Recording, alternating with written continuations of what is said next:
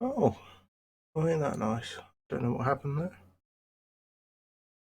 I do not know what happened. Let me go on my channel real quick. Yeah, okay. Not positive.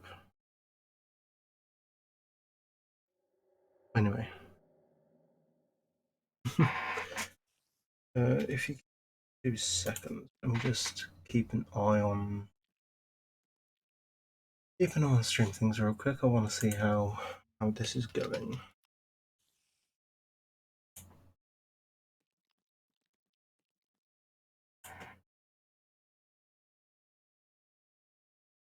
I forgot I installed the Cult of the Lamb companion stuff.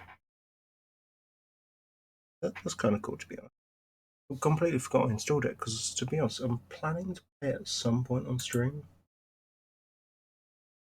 I don't know when.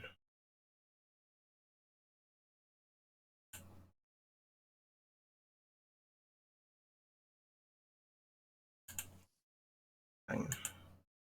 Yeah, I don't know. I don't know what's going on. I don't know what I'm going to stream at some point.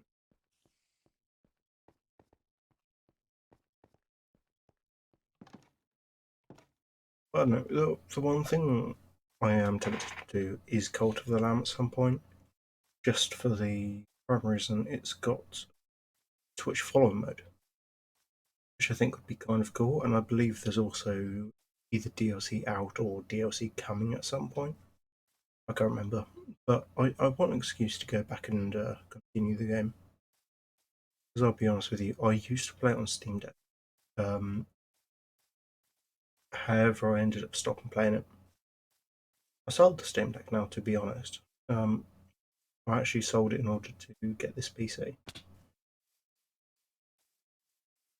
You know, so I wasn't going to be able to, convince my family to let me take some money out of the bank for it.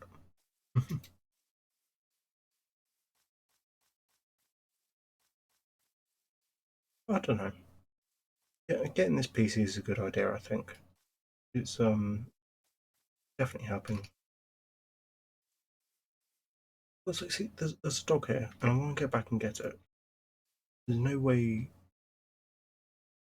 to lure it.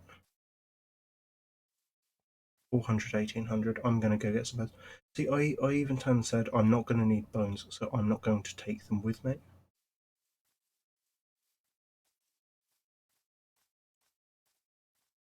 I put them back in the chest because I thought, oh, it's fine. I'm not going to need them in the caves. Haven't found a cave yet. I was only looking for 2 seconds. And like, dogs walking past. It's like, if I had the bones on me, I'd be fine. I'd have dogs at home.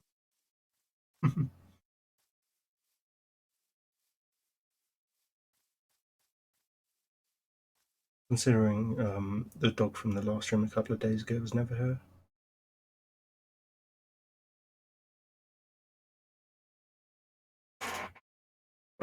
I want to keep an eye on how Twitch is running. Just for a primary reason, I know there's been a couple of issues with Twitch recently.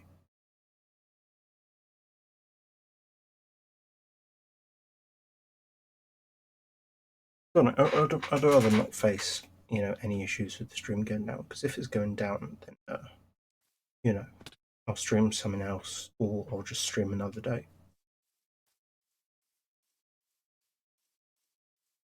I don't know. Seems to be chilling out.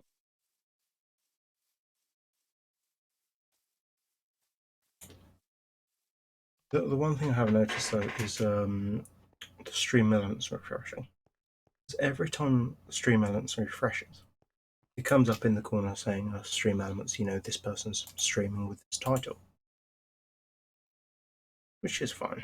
It's not too distracting. It comes up with their Neo mode, because every time an E is typed or a number.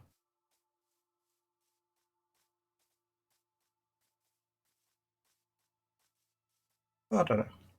It's slightly distracting, I suppose. But I'd rather only do it at the start of the stream. But I suppose that's also not helped with the Wi-Fi.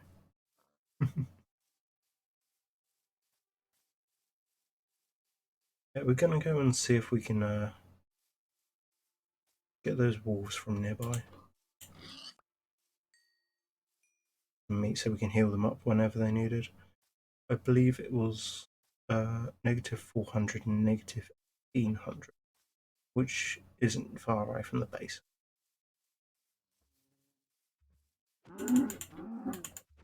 We'll get some leather and stuff as well, considering we don't have any iron or any armor. Don't get me wrong, this isn't like a new world we're streaming on it last time. Also, this happens every time, you know, you find dogs, you go back and get some bones, they're gone. Guess they just despawn, but you know. Oh well. Let's keep an eye out this around this area.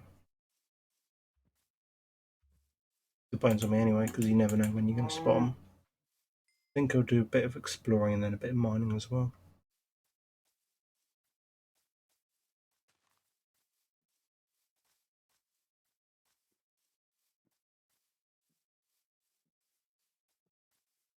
I'd want to stick some like music on the background for myself to listen to, but I need to listen to my stream with one ear, and if I put it through on my computer, it'll come through with stream audio as well. But I would mute it on stream, but then it would also mute the gameplay audio, which would be an issue. It's difficult, considering how even at this point in time I can rarely hear Minecraft.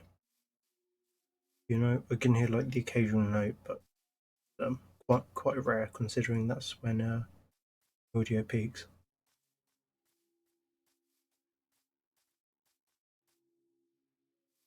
Oh well.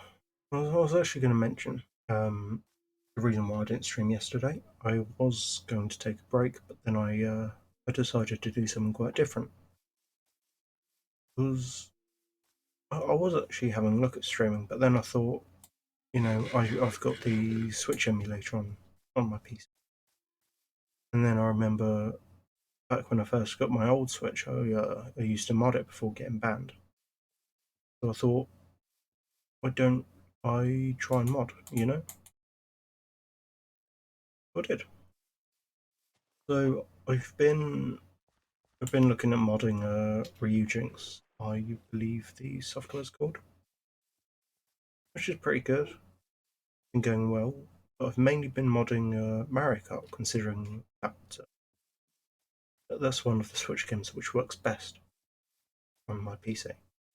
Well, that and New Super Mario Bros. U, but you know the mods for Mario Kart 8 Deluxe are a bit better personally. But so what I've been doing is I've been having a look at making my own mod pack. You know, a Neo themed mod pack. You do your own custom characters, whatever, custom tracks. And so I've spent the past couple of evenings working on it. It's been pretty fun, to be honest. It's given me a chance to experiment, to explore with like features of Ryujinx modding as well, without the worry of getting my account banned. Which I mean is it's always a positive. But the one thing I've mainly enjoyed doing at the moment with it is character modding. You know, I've put in quite a few characters. I've put the Kalos starters into it. You know, I put Garfield into it, and I put Sora from Kingdom Hearts. You know, which I love the Kingdom Hearts franchise. So I thought, why not? But then I started having a look at track packs as well, and I found out that you can start modding the DLC, which I thought was kind of cool. You know, being able to mod DLC packs, and considering Nintendo Direct came out today, you know, they announced Pack 6, which got me really excited. You know, considering they've announced 4 characters and they've only announced one of the 8 tracks. I'm sure we're going to have like the equivalent of the Rainbow Cup, if you will, where it's just 4 copies of Rainbow Road from different, you know, which would be cool. It would be exciting, I think. But the main thing that got me excited wasn't, oh look, these are the new characters they're bringing in anyway. It got me excited because, oh look, there's more slots you can use for modding. But also the fact that they ended up using, well, they've brought in 4 characters, but there's 2 slots. That means one of 2 things: either they're going to use like the equivalent of the alt fighters from Smash Bros. Ultimate, or they're going to do another row of characters, which is also a possibility. Oh no, it's exciting to think about personally. I'd love it either way. It's like they decide to do, oh yeah, here's old characters, here's different costumes for a few more of the characters. Or if they turn and say, oh, here's an additional row, so other than these 4 characters we mentioned last time, here's another 4. Ooh, that would be quite fun, that would be entertaining.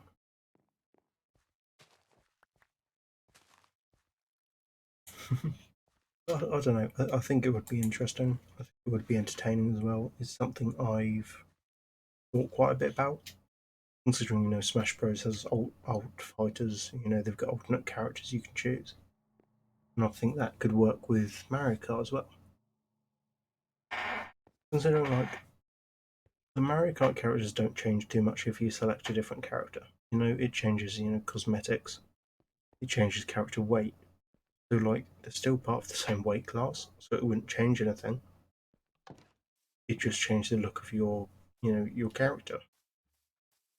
But it's a bit similar to bikes. However, the thing with bikes, and cars, is they have different stats anyway, so it will still change the game. However, I don't know. It, it'd be cool to have, alternate skins and alt characters. However, at the same point in time, it really wouldn't. It was like, this is the first time it's happening in a mainline Mario game. Well, mainline Mario Kart game, I mean. Not like Mario Kart Tour, where they did have different costumes, but they came up under alternate characters itself. And I wouldn't mind it too much. However, Mario Kart 8 Deluxe is at the end of its lifeline, like the very end of it. Which, it's not always a bad thing to introduce new content before the end. But at the same point in time, if your game's closer, close enough to death, then you should introduce some new content, but you shouldn't introduce a new mechanic, such as alternate characters, alternate fighters. Like, like if Smash Bros. Ultimate, right at the end of its line, turned and said, oh yeah, you know what, we're going to introduce alt characters instead of at the start. Right, it'd be cool, but it'd be like a decent change, which isn't always a good thing when your game is set up like a legacy, if you will, where your game has, had a certain standard, had a certain role, since launch. And then how long has it been since Mario Kart 8 came out? That was 10 years, I think. 2013, I think. Like at the end of 20. I might be completely wrong. I might be butchering the date. But after 10 years of content, you can't really just turn and say, "Oh yeah, here's how we're going to change it up." Especially when they've got characters like Metal Mario, God Mario. If you get 100% completion, like that's understandable being on the, on the same menu part, on the same character thing, considering they're both like, I don't know how to explain it, like metallic, if you will. Like you've got Metal Mario, you've got Gold Mario. It's also the same with Yoshi, Shingo, with the color variations. Means I suppose it could work with having the equivalent of alt costume. But at the same point in time, I think it's introducing something that doesn't really make much difference right at the end of its life. It's usually fine. At the same point in time, if it's just at the end of its life, then I don't know if it's worthwhile. I don't know, I think this could be a positive for modders, considering they'll be able to stick alt costumes on different characters. It'd be kind of cool, and, as I'm in the modding scene as well, I'm thinking of all the opportunities it could give us. Like, imagine if you can mod a game, to have a custom emblems, custom character skins, but you don't have to remove the original character skin. You know, like there's always a possibility, and I think that'd just be the coolest. I've just realised I don't have my shield because I think I lost it in the nether last stream.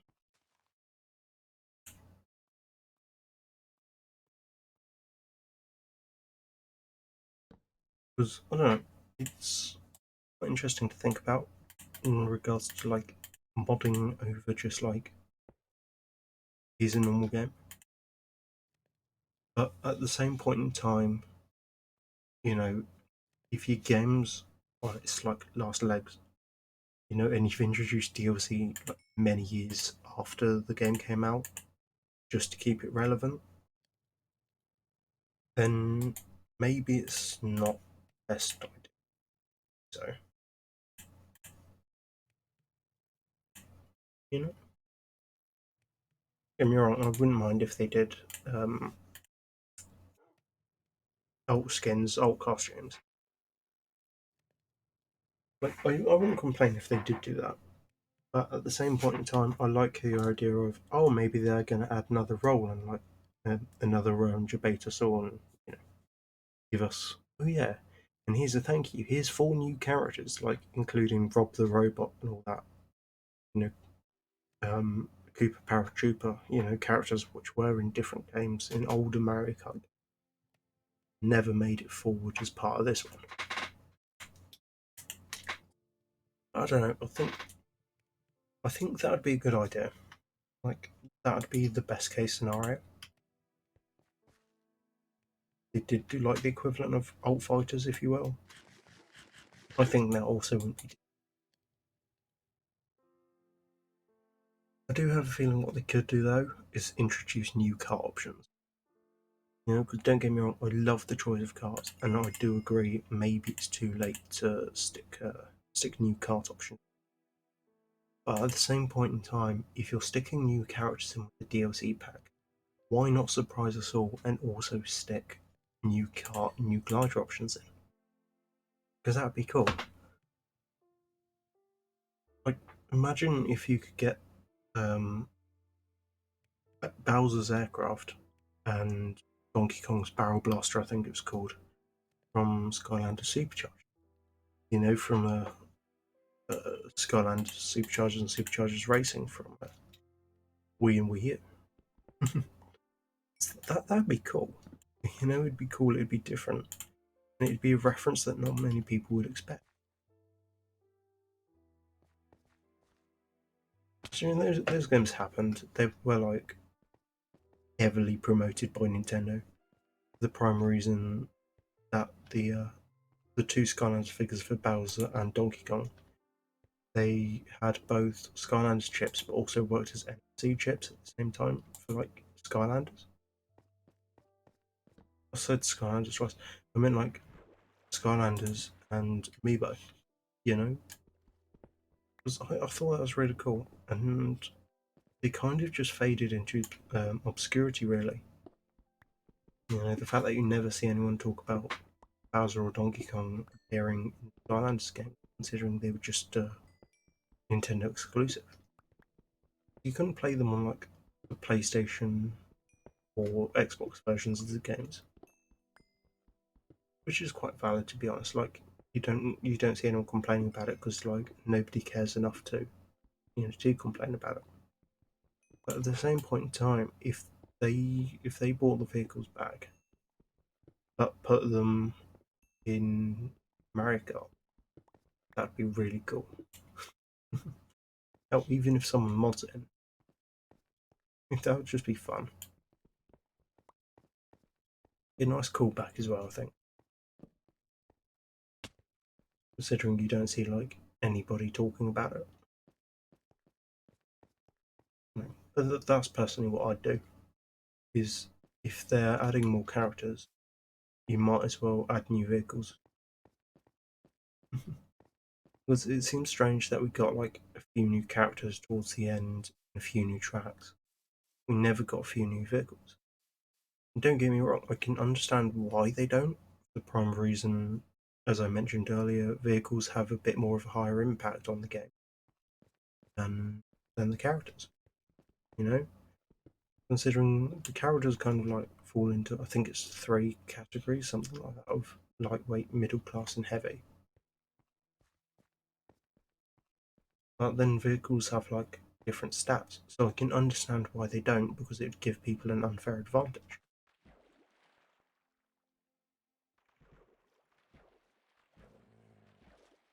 Like, oh dear, you bought the pass. It's turned to a pay-to-win game. Because you will now have like strongest characters. You'll have the better looking ones. Your carts will be faster than other people's. But that all comes under like um, stat management, if you will, where it's like, oh, it may have like uh, extra acceleration, but it might have shit turning. You know, you might not, you might not have the best brakes. And I suppose that will stop people complaining about the fairness of DLC cards. At the same point in time, I can fully understand why they don't implement it. Considering there's a lot that can go wrong by just adding cards and making them slightly more powerful than they need to be. But that's just my opinions. You know, I'm all for it, to be honest, up to a certain extent. I say I'm all for it and then like, go back on it.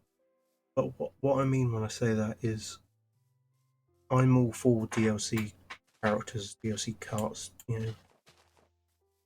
if they make it fair for the people that haven't bought the DLC.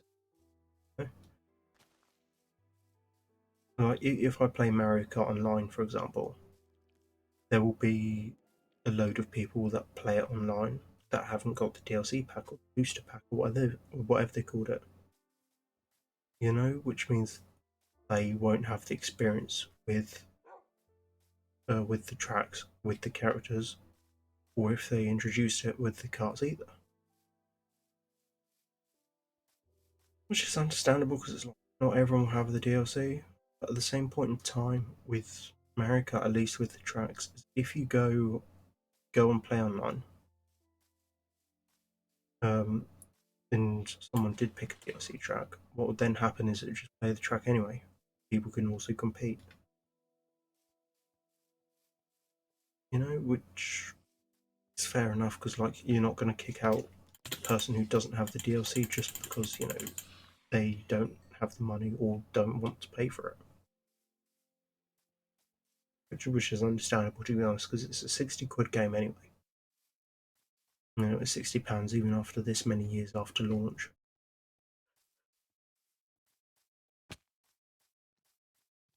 No. Personally, I ended up getting it with a Switch Online expansion. To be honest, I quite like Switch Online. There's some issues with lag, obviously, and like game latency, but at the same point in time, I think it's not too bad. It could be an awful lot worse. It's not the best of online service. Personally, I think that would go to PlayStation, considering they offer you quite a bit. But at the same point in time, even they've like increased their money, so it's not entirely worth it. If you know what I mean.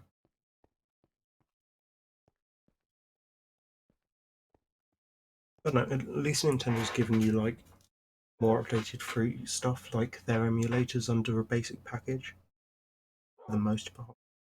Like I know Nintendo have the Online Plus expansion.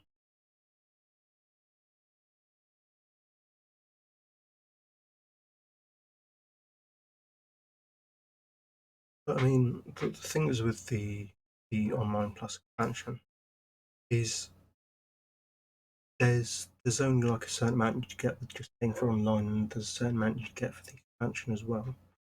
At the same point in time, if you just went with the standard Switch Online, you'd still get a lot. You can still play online. Then with the expansion, you get a lot of additional stuff. I would use the word free. At the same point in time, if you pay an extra for it, it's not free. You know?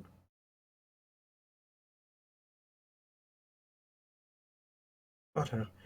It's not free, but I suppose it's discounted considering like you get DLC packs with the expansion.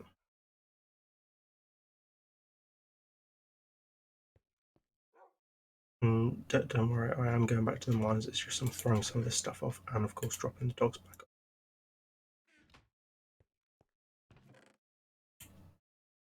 Considering I've got a hell of a lot of stuff here, and I don't need half of it, and it just clog up my inventory. Oh, my mouth's gonna dry, bloody hell.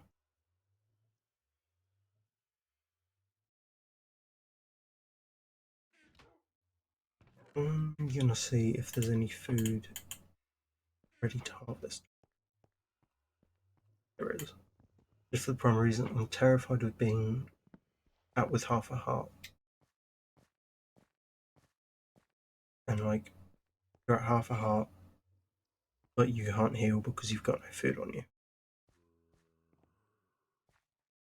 So this is why I need iron. I need to do like 5 hoppers, 25 iron, and 10 pistons. So 35 iron off overall. I know what are a lot. Is the issue.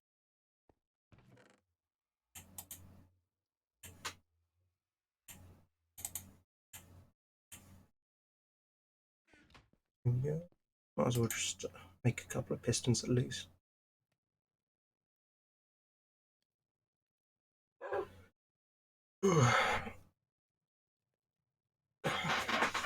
Sit up as well. I do apologise about the cracking of the chair. I do understand it's quite loud and quite an annoyance.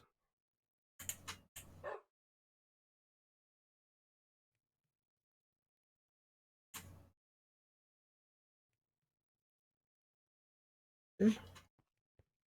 I mean, last stream I made a automatic, well, I say automatic, semi-automatic sugarcane farm.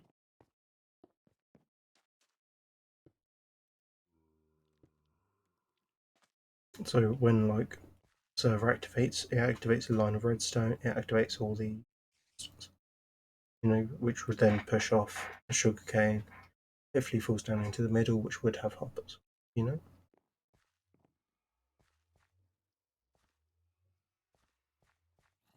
which would then, of course, like collect stuff up. I do have wheat there.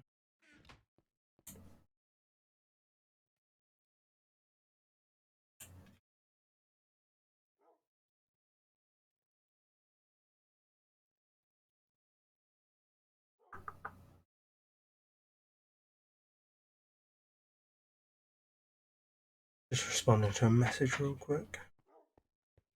But we have dogs now, which is good. It means we can now breed them and get more dogs. Yeah, I forgot it's night as well.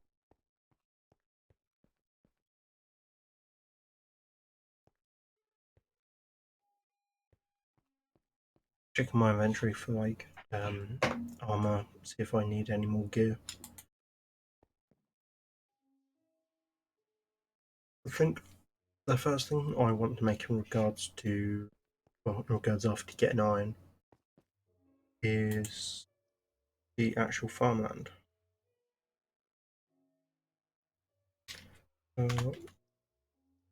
Automatic sugar farm. So what I need is 5 hoppers, and then 10 pistons. Now 3. Oh, done. 7.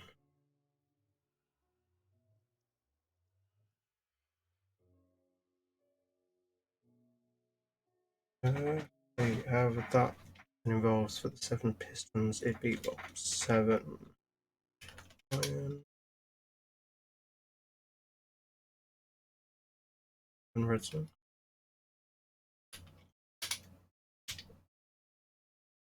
28. 28 cobble, I think.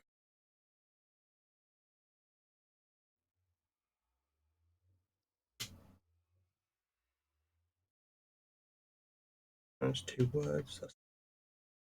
I apologise, I'm just amending my sticky note. I keep sticky notes so I don't forget what I'm doing.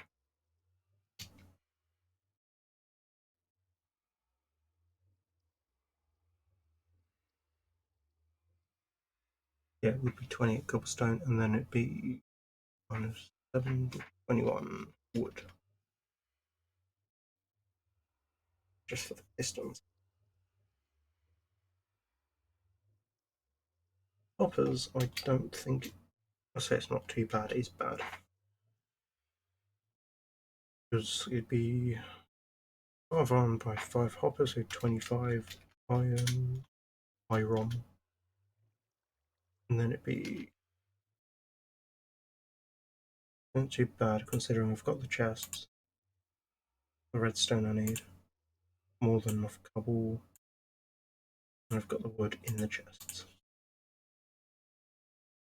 Yeah, so it's not too bad.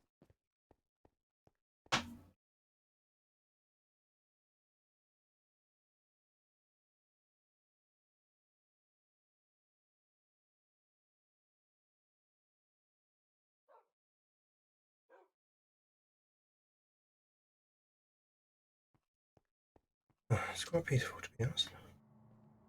For now at least. Good, because now we don't have to worry about dogs, which means we can just go in any random direction. Things I wanted to get dogs considering it like had a bit of life to the base, it'd give me something to build. Considering that's another thing I want to build is a pet.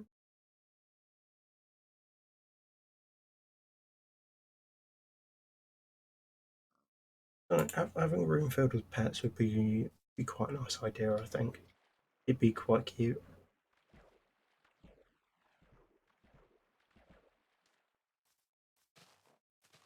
It's like, okay, having a room in a mine, I'll say a mine, in the cave,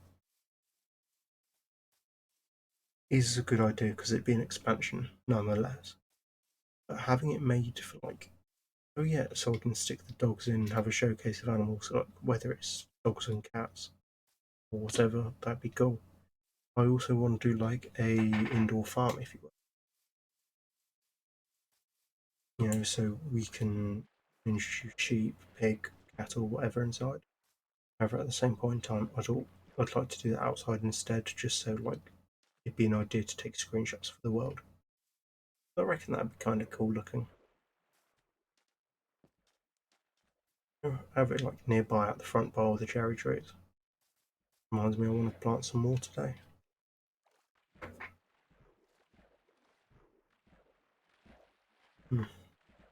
I love it when I'm streaming on Twitch and then I get notifications from Twitch on my phone, which means it then like pauses my stream.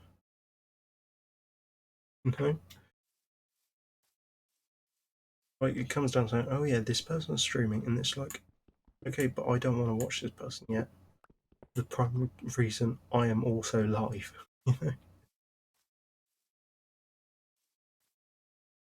like the person I got the notification from is someone called like Lele. Most people like haven't heard of, but they've done a lot of Minecraft content, which is quite nice. They're quite a calming streamer, if you will. But at the same point in time, if I'm live streaming, I don't really fancy watching someone else's content while I'm myself and trying to stream. You know? Especially when I'm listening into my own content, just so I can make sure the stream's still running. It gives me something to talk about at the same point in time. then I especially don't want it where my stream is paused, for a notification. Don't get me wrong, I love if it's a notification about a job or something, if it's something other than like a streamer. I also feel the same way about my own notifications going out. There's one point where it's like good that my notifications are going out so people can click and join if they want, if they follow me. Same point in time, I don't want to feel like I'm forcing people to join just because they got a notification through, or I don't want people to like feel guilty because they didn't join if they did get a notification.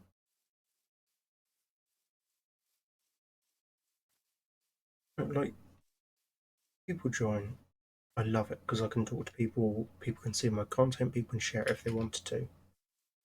But at the same point in time, if somebody's busy or if they just don't want to, then that's perfectly fine as well.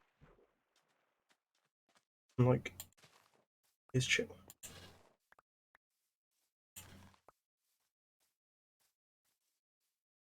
I don't know. It's all down to like people's opinions, what they want to do, what they think.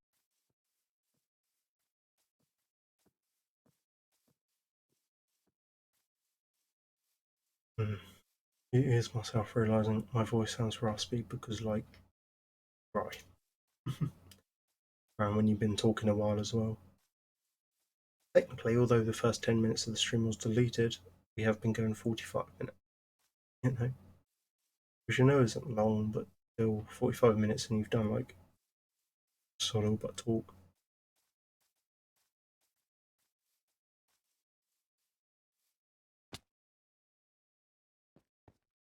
Cave, man.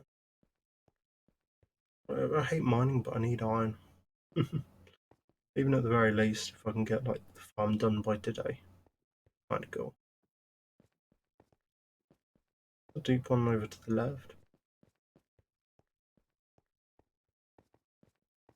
You have this entire cave, but there's not even anything like andesite. You know, like, it'd be a bit excusable, if you at least give them, something of interest, even if it's just like a shitty bit of stone. How can it even be a stone I don't like?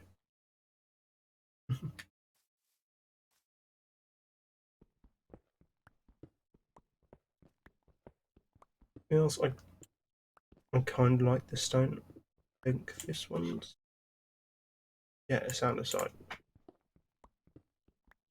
But at the same point in time, it's useless other than a bit of decoration.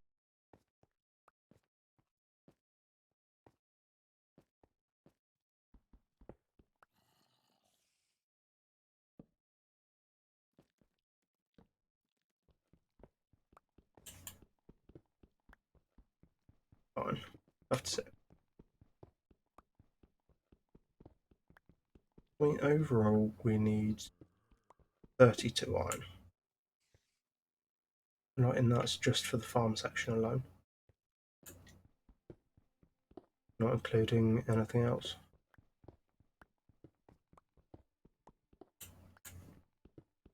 The main reason I'm collecting all the stone is just because, like, in case I need to make another pickaxe or a furnace, it's ready.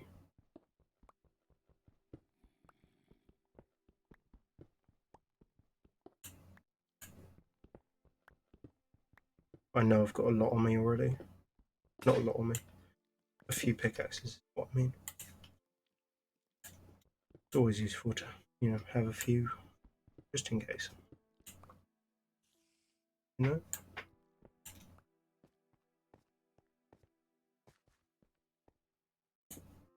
Personally, I'd much rather have more pickaxes than not enough. Or even if they're just like boring stone ones. Okay, so you come all this way and they give us sod. Give iron heading out of the way. Hope it's not one block. Let's just brighten it up so you guys can see on stream. All no viewers.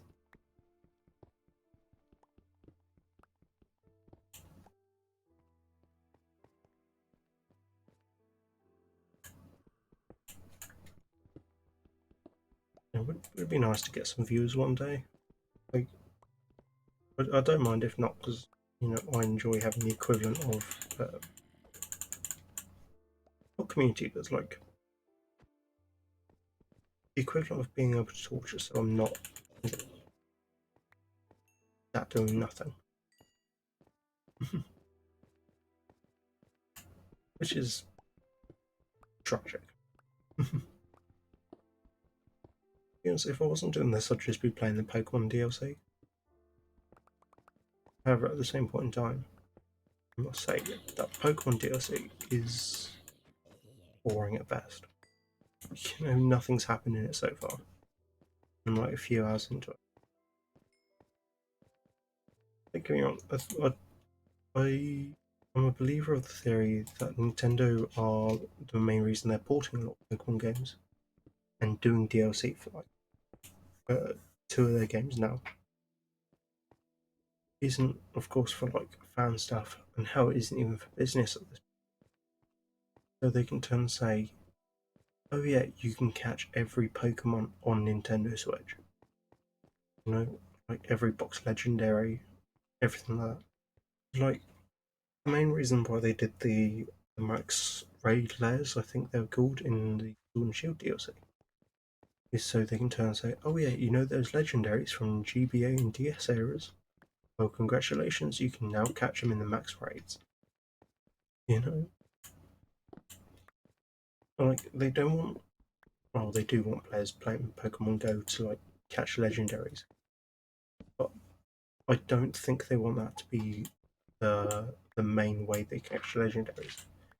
They want everything to be on the Switch so it's still part way, which is why I'm a strong believer that they might do a black and white remake on Switch. But at the same point in time, if they don't, you can get all the black and white Pokemon anyway. Just by playing through the DLC of like the newer Pokemon game. Like with the Scarlet and Violet Mask DLC so far, you can already catch Pokemon like Conkeldurr. Or you can't catch Conkeldurr. You can catch Timber and evolve it.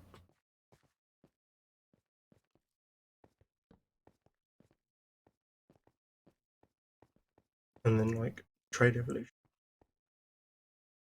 However, I must say, I quite like Nintendo and Game Freak's way. I think it was Game Freak that did PLA, but I liked their way of doing trade evolution. How instead of having to trade, you could use something like a link cable. Which is not only a cool reference. It's not only a cool reference to GPA, but at the same point in time, it works so you don't need to connect to another console to evolve, which is also good for like in case the servers go down one day in the future. They really are. I know it's rare to say for Nintendo, but they really are doing an alright job in not preparing for the future, but preparing for like when their servers shut down eventually in the future. You know, technically it is preparing for the future, but at the same point in time, they're basically trying to save their own asses. You know, but I don't know. I kind of going with play at the moment. I kind of like the way it's going with it. At the same point in time, Scarlet and Violet DLC has been a bit boring so far. I'm a fair distance into it. At the same point in time, we've not really seen much in terms of content. I suppose that might be a good thing, like thinking about it, because at least then I can say, oh, maybe it's just like a big DLC bag.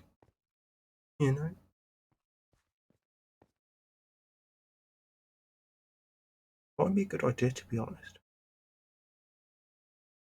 Because the way that I'm thinking about it, at least, if I've not come into contact with that much content yet, maybe it's the DLC is just that big. I've just not encountered it.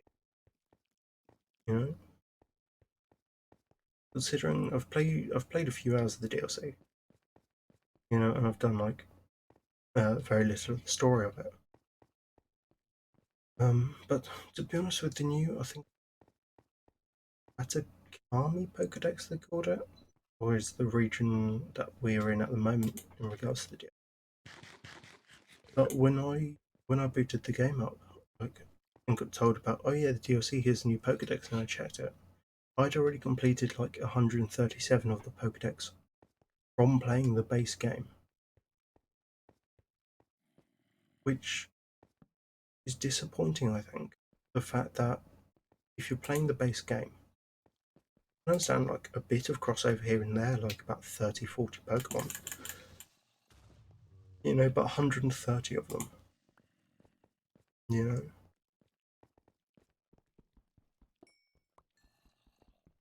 I had 100% completed the base game. I'd done the challenges, I'd completed the Pokedex.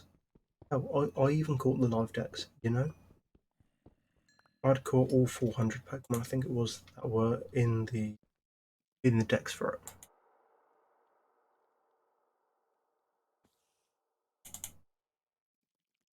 Which is an accomplishment, I think. That's what I'm calling it anyway. It makes me feel better about the hours I spent in it. Yeah, I couldn't do it alone. Like, I had my mates, Eloise and Archie with me helping through it. Because, they were doing it at the same time.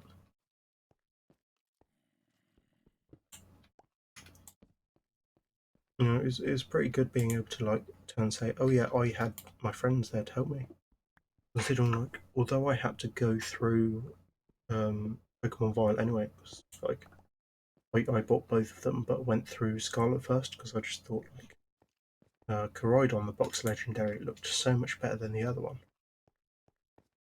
Oh god, okay, so this is where all the code system went. Alright, this is gonna get me killed, I'm sure. To be honest, I had both the games anyway, so like I could have over time. However, one of the issues I would have found is stuff like trade evolution. I wouldn't have been able to trade to myself anyway. And trading it from other games, Pokemon Home wasn't available for like the longest amount of time.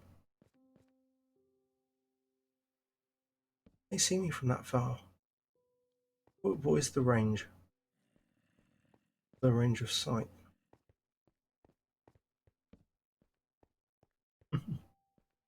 Like, without those two, I wouldn't have been able to complete the Pokedex as quick as I did. But after getting as much of the Pokedex I could, I had like 399 out of 400 Pokemon. And the only one I was missing, unfortunately, was the box legendary from Pokemon Violet. You know, the issue with that, however, is I would have had, in order to catch the box legendary, is you. I know it's spoilers or whatever, but it's Pokemon Scarlet Violet. The game's been out for a year now, and it was disappointing when it came out. But the thing is, in order to catch it, you had to complete the full main game, the full story of it, everything, and then you had to go and play the post game in order to catch it. Which I'll be honest, I kind of liked the way they went about doing it. Just for the primary reason, like, normally with Pokemon games, the legendary Pokemon makes the game an awful. But with Scarlet and Violet, what ended up happening was, oh yeah, you couldn't catch legendary Pokemon until post game. I don't know, I kind of think is a good idea. Diamond's over there, I'm going to have to go down. I was umming and ahhing about it.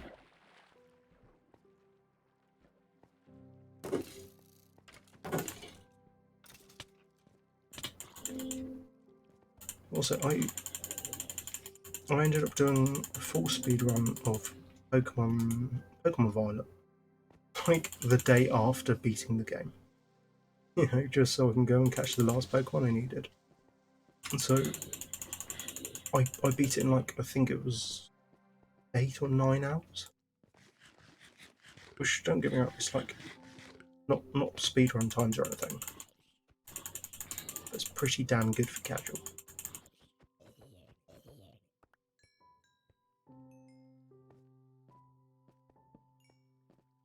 Yeah, considering I wasn't looking at going like anywhere further than just, oh yeah, here's casual, like here's casual speedrun.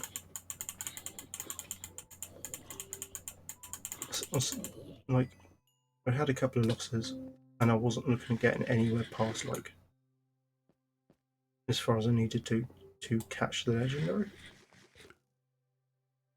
Yes, it's probably still further than most people would have gone, and further than a lot of speedruns.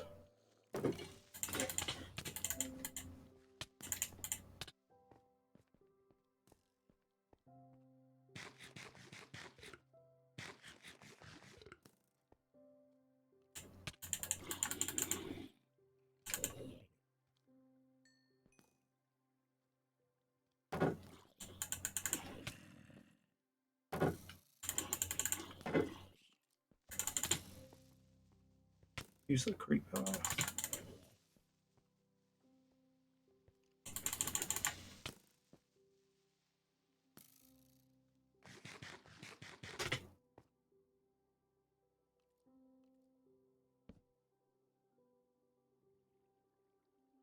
This is horrible.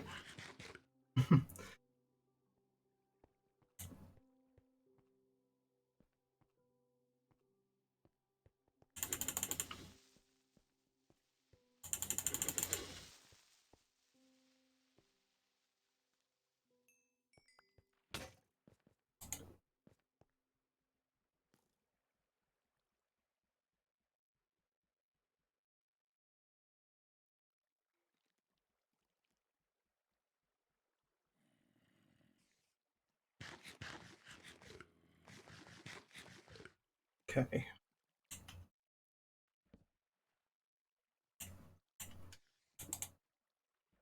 I can save for the time being.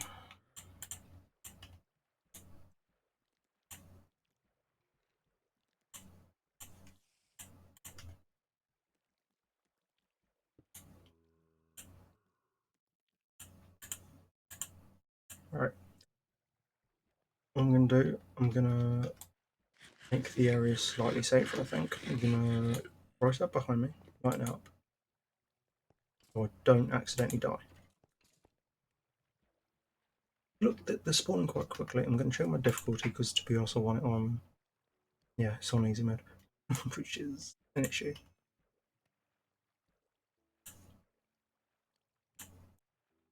Get ready to collect the diamonds. Place my inventory. I want to make a diamond sword.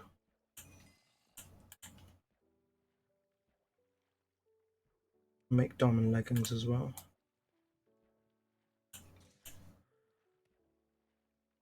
I want the best armor I can get.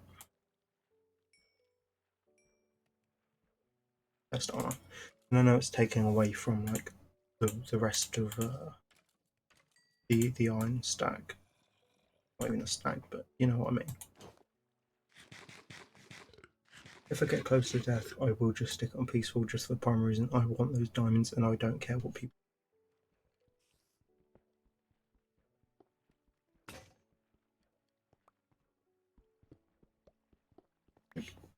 I don't know, I'd much rather get the diamonds and live with like the shame of going into easy.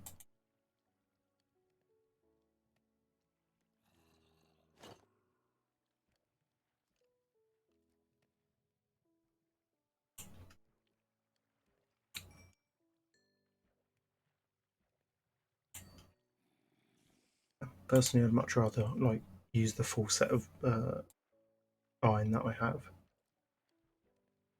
than just dying again.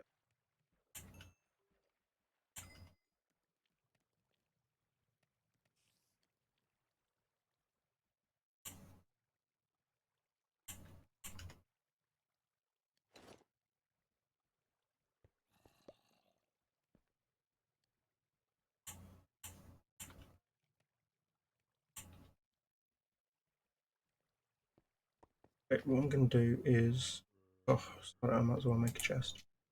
That's why. No, I'll just like the crap here.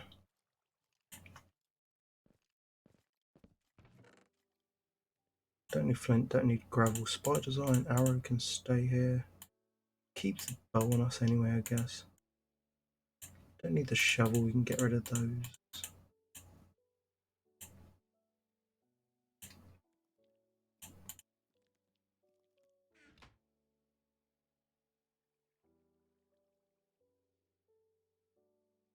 Get a nice amount of torches up. We can keep the potato here, we don't need it.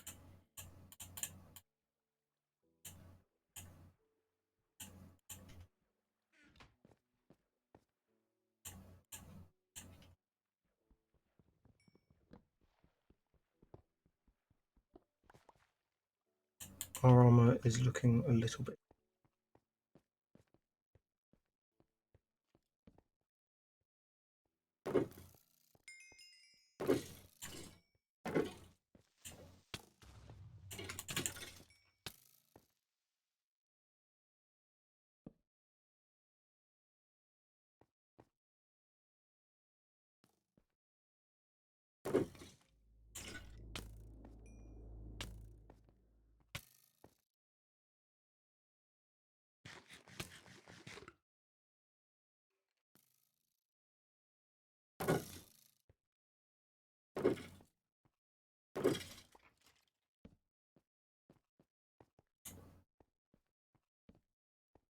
You will find I will go quiet at times, just for the primary reason I need to concentrate on this.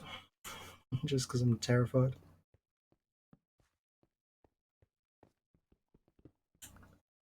Also, the fact I've noticed my hunger's dropping an awful lot.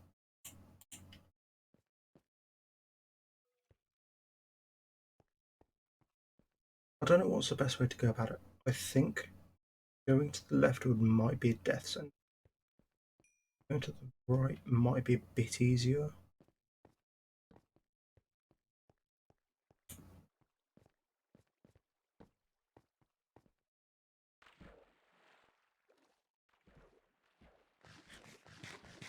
Just for the primary reason I can then go around here. I think it's the diamonds I saw. Glow squids, which are cool. I've not seen any in this world so far. Again, I've not really been any caves, have I? Oh, so there's a mine shaft.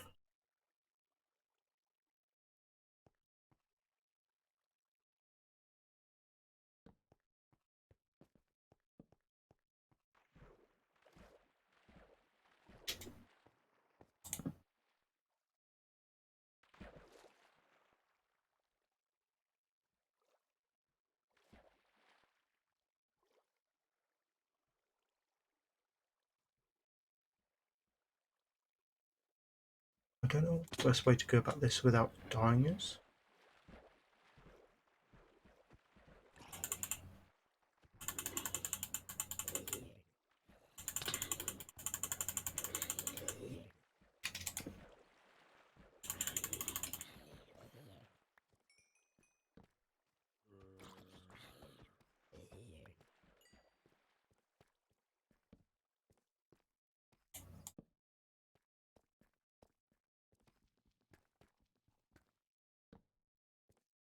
Loads of good stuff.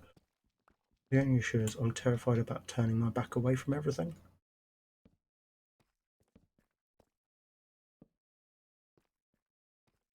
Just because I tend to get quite disorientated when I'm getting hit repeatedly. I don't know where it's coming from. Disorientated? Disoriented, whatever the correct way of saying it.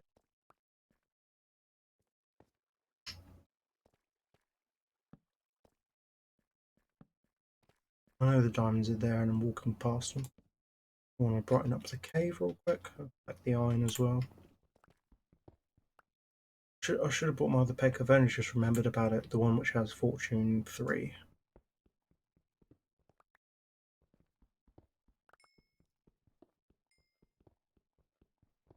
Because the hell we're at the moment, I think it's fine to just not.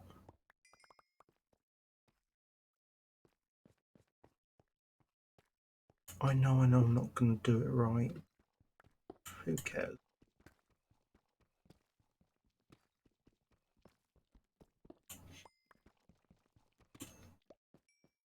All that for 2 diamonds. You know.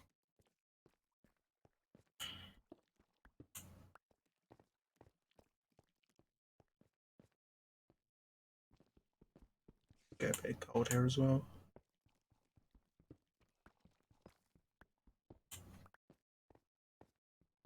Another diamond pickaxe or a diamond sword if needed.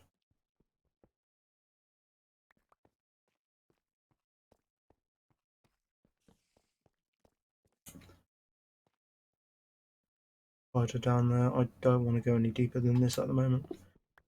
Fine if you're doing a strip mine or if you're just mining anyway, you're mining down. But if you're in a cave like this, then what's the...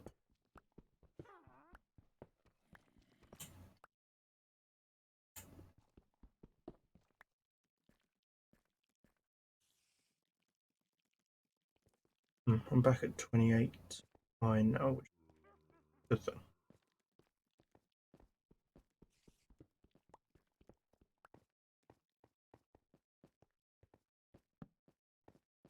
I might look at leaving this hellhole just for the prime reason I've got diamonds on me. I'm terrified.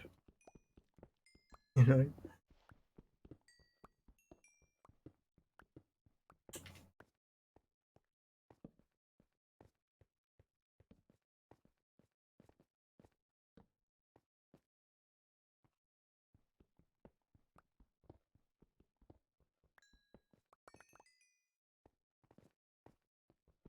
The thing is, at least we are collecting iron, which was our primary goal. We only actually have enough for the stuff as well.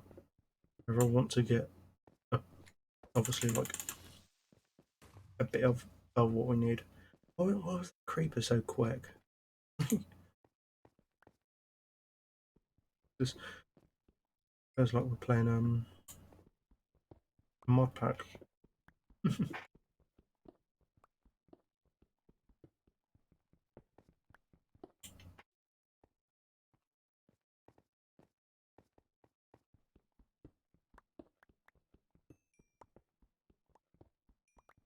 Do with some lapis for the enchants. Other than that, there's no real use for it. That blue dye, but like, when am I ever going to need blue dye?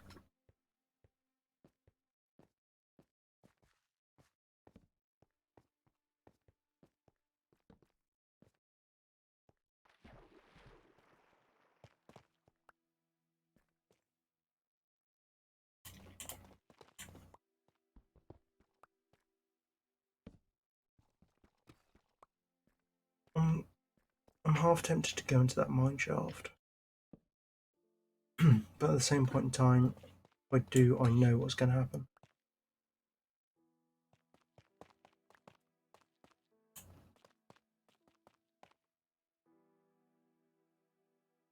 Need to be anything down there.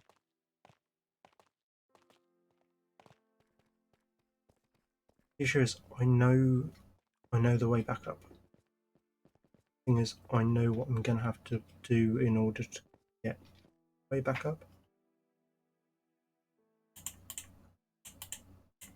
It's not netball. I know I'm going to have to like walk throughout hell. Not going to try and find another way around. Found the diamonds which are down there, or I mean, all 2 of them.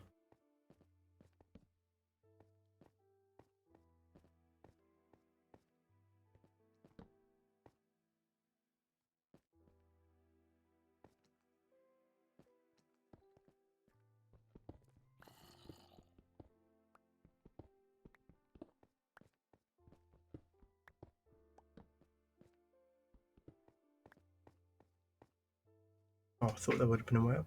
I mean, there's caves nearby, obviously. Prime reason I can hear the stuff moving.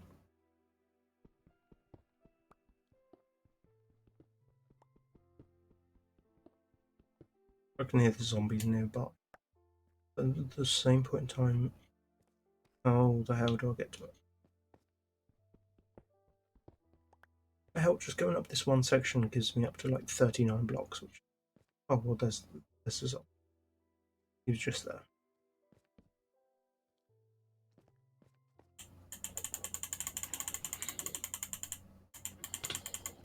Okay, you can hit up blocks now. Alright.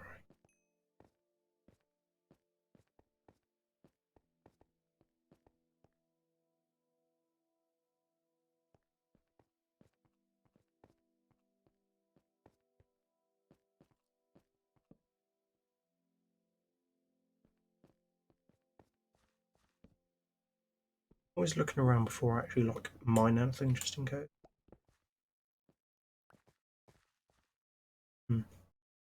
What I'm gonna do, I'm gonna build the new pickaxe, the iron one,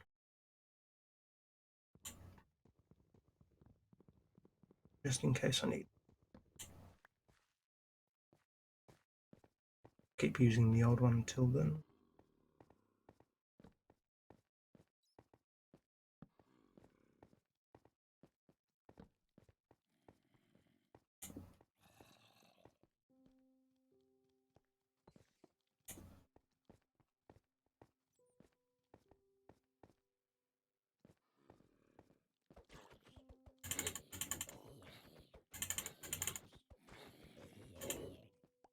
Apologise if you can hear frantic.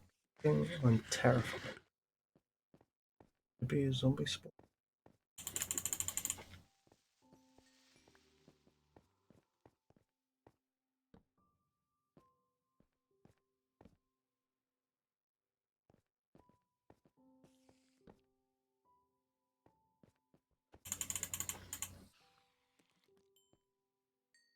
This place hell's armpit.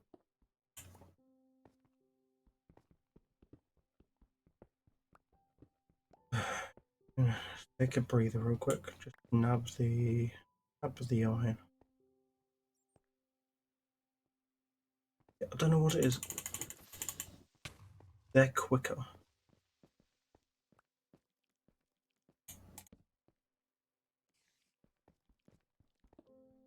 Like, they're an awful lot quicker, and I don't know why.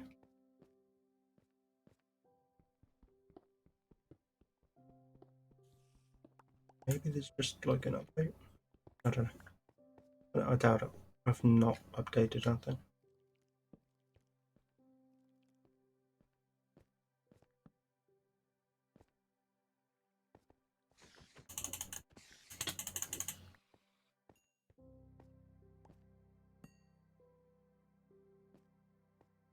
Do I risk it? Probably. Maybe.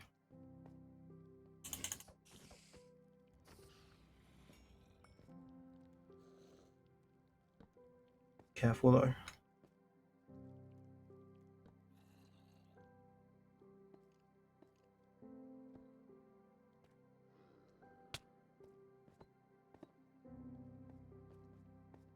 Okay.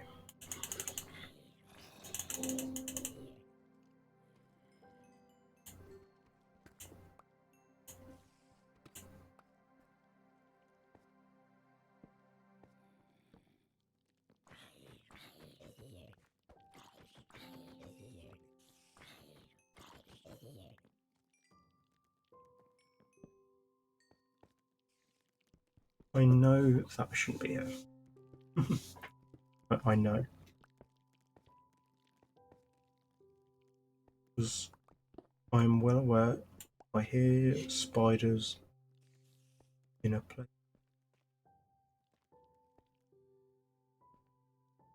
I'm going to find cave spot.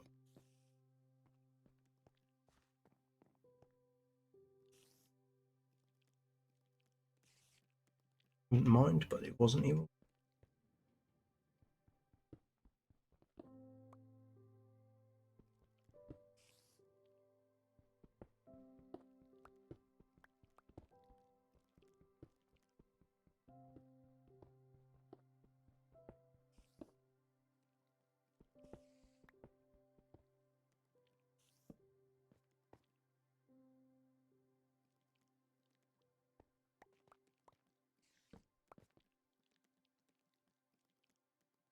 I was right.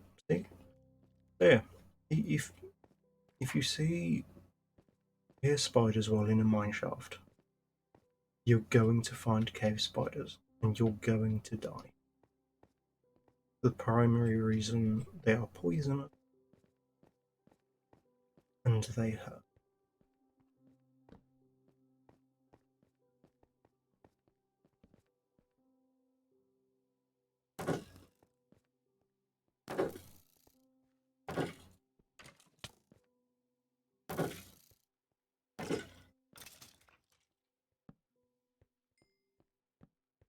I don't know where I am, but all I know is I'm 50 blocks up, which means it's getting safer.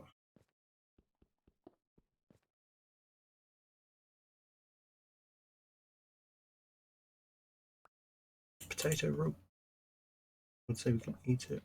Can't. I'm not hungry.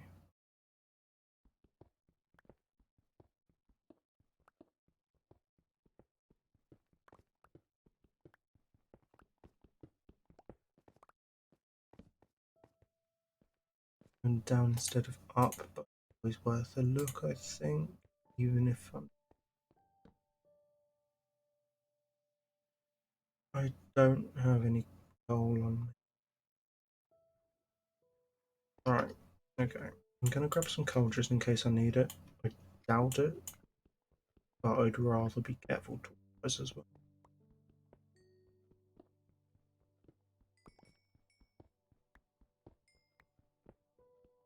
I'd much rather be careful and have the resources at hand instead of not being careful and basically being caught with my pants down.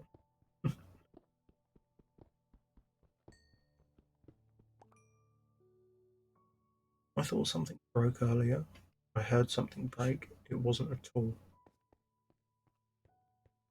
So I thought it was a piece of armor, but my armor's fine.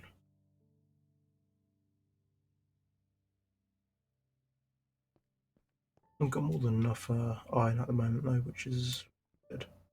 If I see any armor, I'll collect it anyway. Armor? Iron.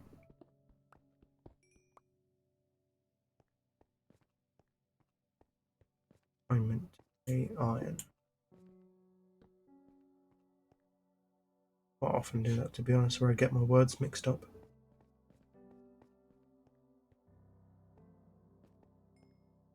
I reckon today's going to be a shorter stream than any of them, just because of the state how this stream has gone in regards to mobs. What I will do at least is get the automatic fire. Considering everything I needed, I have. If I don't die, those.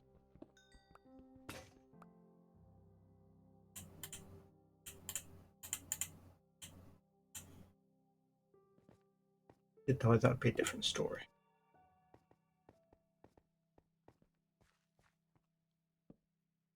We all know that me and ending the stream and having a.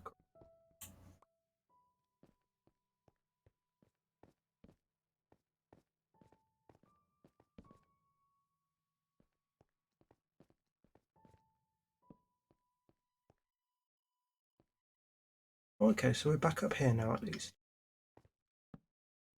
Because before we went up that water, up and over there. So basically, I believe we need to get to the other side.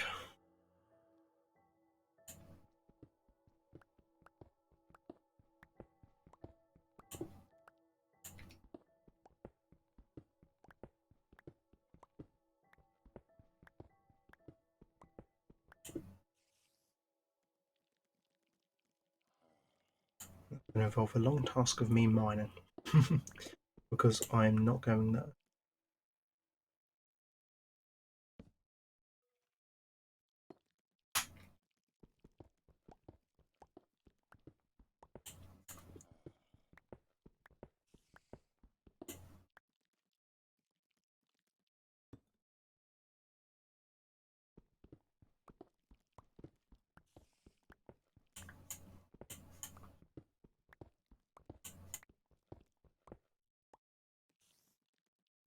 I always try to break the bottom block first, in case I see something along the lines of just a deep pit down. But a lot of the times, if I break the bottom and I see there's a big pit, it's still break the.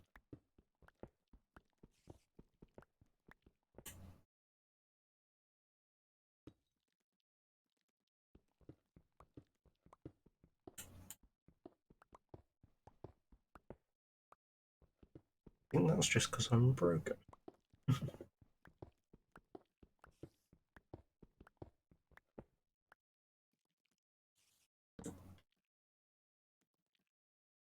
Doing alright, we're partway across.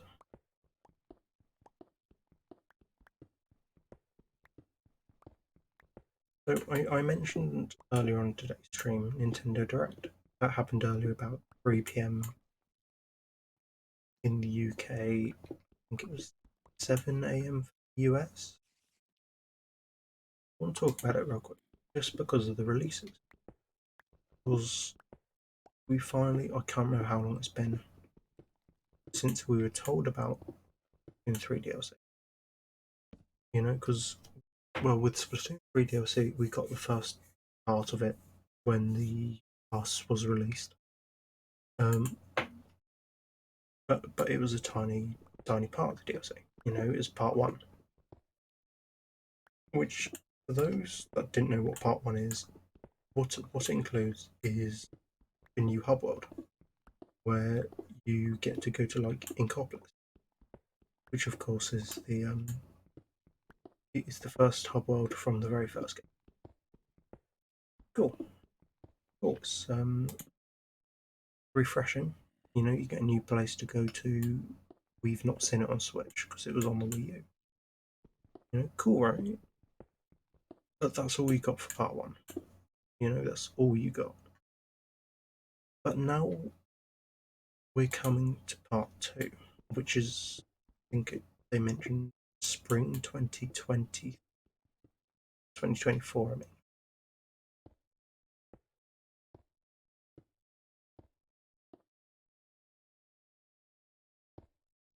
Cool. A bit far away. It's cool. But anyway, it looks really cool. Like, they showed gameplay of it for the first time.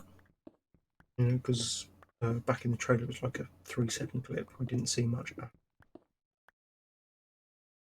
You know, which I kind of love the look of it. Because they bring in a character they've not announced to the games yet. However, they've shown in the soundtracks. Because the cool thing with Splatoon, what a lot of other companies don't do, is they have like fantasy characters, you know, in-game universe, where they are the artists for the music they put in the game. So like we've got the idols like the Squid Sisters, Deep Cut in Splatoon 3. However, there's one of them which is gonna, you know, be in Splatoon 3's DLC. You know, the quote unquote side order deal. However, the thing is, I can't remember the name. It's like Dead Fish, I think their name is, which is really cool. And they actually have personality, and they're actually like in the story cutscene, which is cool. It's really cool to see. However, I'm confused how the story's going to end up going, just for the primary reason they turned and said it's going to be new story-wise, so it's not going to be something we've seen in Splatoon 1, 2, or 3 story. Which is nerve-wracking. Scary but exciting at the same point in time. But they show gameplay of it, and the cutscenes look cool, but I'm confused about the gameplay. Now, the main reason I'm confused about the gameplay is it's nothing bad, don't get me wrong. However, it works less so more than the story shooter we're used to with 1, 2, and 3. Well, 1, 2, Octo Expansion is the DLC for Split, and 3. Because when you shoot an enemy, it comes up with, you know, the damage you're dealing. You know, and as you play the game, you unlock these things which are like well, they're just color palettes, right? But they're cubes you put into into a grid, whatever, and you use them for stuff like debuffs. Debuffs? Buffs, I mean. Buffs in general. There's like one of them, you get like 20% increased swim speed in Inkling or Octoling form, which tells us two things, obviously. But it shows that there's different power ups you can unlock. You know, it'll make the game easier or harder, depends on which ones you use, which is cool. But it also, because of like the damage it shows, like the damage indicator when you hit enemies, I reckon it could work less just like a normal story shooter, more so like an RPG. So there'll be like leveling stats, and we've seen that you can spawn in weapons, whatever. So I reckon it will work more like an RPG than anything. However, at the same point in time, what causes me some concern at least is what was I saying? Actually, no, not concerned because I'm kind of looking forward to it. But what I mean is about that you're doing color palettes in a world where the only gameplay we've seen is like the only surrounding environments we've seen is just white. You know, so what I'm thinking is we're going to be restoring color to the world. You know, like the DLC is called Side Order, and the only thing we've seen is a white screen. You know, and a bit of white gameplay. So what I'm thinking is we're going to go around collecting the color palettes, collecting them off bosses, off enemies, whatever, and we're going to be restoring color to the world. Which I don't know. I think that sounds really cool, to be honest. Just for the primary reason, like it's something different. Splatoon's always been about bright colors and turf wars. So returning color to a world without any. I'm not sure how it's going to time the story, but it's going to be so cool, man. Honestly, it's going to be cool. You know, but we finally saw gameplay of it today in today's live stream at 3 p.m. Well, yesterday's live stream, should I say. Um, but on top of that, what we ended up seeing was some new games coming out, not just Splatoon or whatever, but we saw some new games, which is kind of cool. We finally saw gameplay of the Princess Peach game. It was announced, I think it was like a month or two ago now. Which I'll be honest, it looks really good. It looks so good. It reminds me more of Sackboy Big Adventure than a Mario game, just for the sole reason. Um, for the sole reason, I think there's like different outfits, different costumes you can unlock, but different outfits, like normal Mario games, they have different abilities. Now, instead of just different abilities, it's different gameplay styles, which seems confusing, but I'll be honest, it sounds kind of fun. It does sound quite interesting, which it excites me. You know, actually having something different for once. We didn't see any news about Super Mario Wonder. However, we got some gameplay shown for Luigi's Mansion 2 HD. Of course, Luigi's Mansion 2 is a 3DS game underneath the name of Dark Moon. You know. However, what they've done for this one is they've removed the subname of Dark Moon, so just Luigi's Mansion 2 HD, which could mean we might be getting Luigi's Mansion 1 HD on Switch. Considering the thing I've noticed with the Switch, I mentioned it earlier on in the stream, but the thing I've noticed is they're using the Switch as almost like checkpoint, if you will. So, for example, you know, they're having it so far where you can catch every single Pokemon on the Nintendo Switch. You know, they've made it now so you can catch every single legendary. They've made it so you can catch every single starter in one way or another. You know, whether or not it's through Legends Arceus, through their own games, through remakes, or even just through Pokemon Go. But you can also no, you can catch whatever you want. You can catch all of them once with it. They're making loads of Zelda games made available on Switch. They're making a load of Mario games. Like we're getting the mainline Mario Kart games. We've got 64, Super Circuit, and we've got 8 Deluxe. And because of the DLC packs, we're getting the tracks from stuff like Mario Kart Wii, Mario Kart GameCube. We've got the Mario Party games. You know,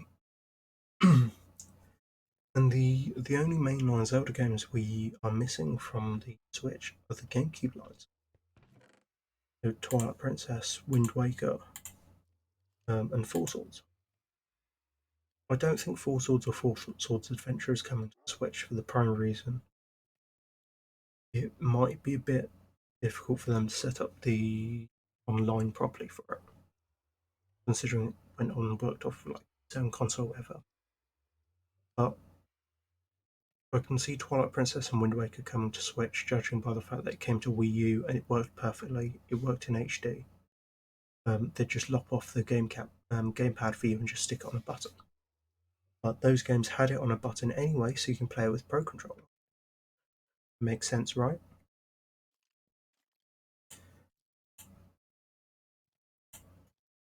So it's like I can fully expect Nintendo to release Twilight Princess and Wind Waker on Switch. You know, I can expect them to release copies of Metroid Prime. You know, Metroid Prime 2 and 3 are yet to come to Switch. You know, but we got Prime 1, got the remake of Prime 1 finally, and I don't know. I can expect to see Prime 2 coming at least, maybe Prime 3. The issue with Prime 3 being it came out on the Wii. That might be a bit of an issue. Might be. Doubt it. But I don't know. But it's something I've thought about a lot, to be honest. Just for the primary reason, it would be so cool, so damn cool to see it.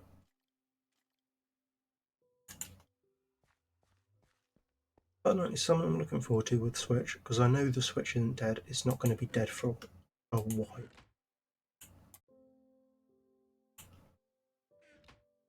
But it's something I can expect them to make, just because, you know, the Switch so far has worked as a halfway point. However, I've also noticed they're giving fans a lot more of what they want. Because this whole conversation started with me talking about Nintendo Direct, in which, during today's Direct, they've announced a couple of new games coming. One of which being a remake of Paper Mario: The Thousand Year Door, right? Means we'll have Paper Mario 64, have the Origami King, and we'll have the Thousand Year Door remake, which is what fans have been wanting for like the longest time. You know?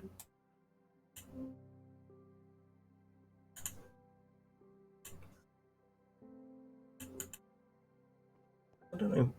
I can fully expect Nintendo to release something in regards to Twilight Princess next month, maybe. Maybe the month after. It depends whenever the Zelda anniversary is. Because I'm sure it can't be too long until we get some news Zelda-wise at least. You know? But that just kind of gets me excited for like the future of Nintendo. Don't get me wrong, it's cringe because like, oh yeah, I'm a Nintendo fanboy. I've been like with them my entire life. I love 90% of what they make. But at the same point in time, they've made a lot of mistakes, I know. But what they're doing at the moment, I think, is for the positive. You know? Because a lot of people have complained about backwards compatibility of games from the Wii and Wii U coming to Nintendo Switch. People have said, oh yeah, they've ported all the good games from the Wii U. You know, they've ported everything from the Wii U. They've left it with nothing. They've left it with Twilight Princess and Wind Waker. They're not just going to leave them on the Wii U. You know, but I enjoy the Wii U. I think it's a good console. However, I do think they need to make their own version of Nintendo Land for the Switch as well. And I know, like, yeah, I still want to turn my Wii U on now and again. There's games on there you can only play on it, like Super Mario Galaxy 2. You know, there's all sorts. However, I will say there's one thing I'm expecting Nintendo to announce sometime soon. Sometime soon. Might not be this year, to be honest. Might be next. However, I'm expecting Super Mario Galaxy 2 to come into Nintendo Switch. You know, and I can easily explain why. You know, because what was it with Super Mario Galaxy? They did the first game as part of 3D All Stars with button controls and with gyro controls, and it worked perfectly fine. Worked perfectly, like no issues. Which means they can emulate or port games from the Wii to the Wii U. Fair enough, you know. But that's not it, because if that was like the only evidence I had, then yeah, I wouldn't have like a leg to stand on. However, what I'm going to say is during today's direct, Nintendo announced they were making a museum, like a museum of Nintendo, which is really cool. I love hearing that. It sounds cool. However, at the same point in time, during today's direct, during the announcement, they played one song in particular, and that song was from Super Mario Galaxy 2 of all games. Which I know, like theories aside or whatever, like everyone has games they want coming out. You know, everyone has games they want. However, the one game I want to say, other than like Twilight Princess, you know, Wind Waker, because I basically know they're going to happen anyway. Other than that, I want Super Mario Galaxy 2. It's the primary reason they've got Super Mario Galaxy 1 on Switch already. You know, even though it was part of like a limited deal. How cool would it be if we can finally get Super Mario Galaxy 2?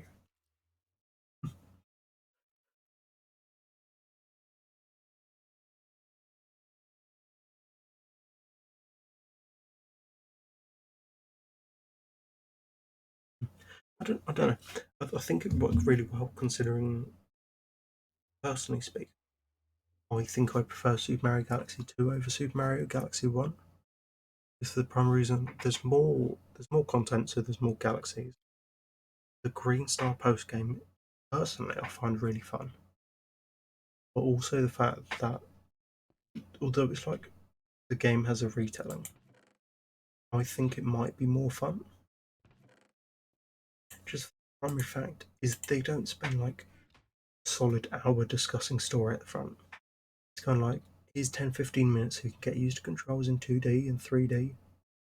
Has like nice pacing to it. Gameplay is so fun, man. It's fun in Galaxy 1 anyway, but like Galaxy 1 had its flaws.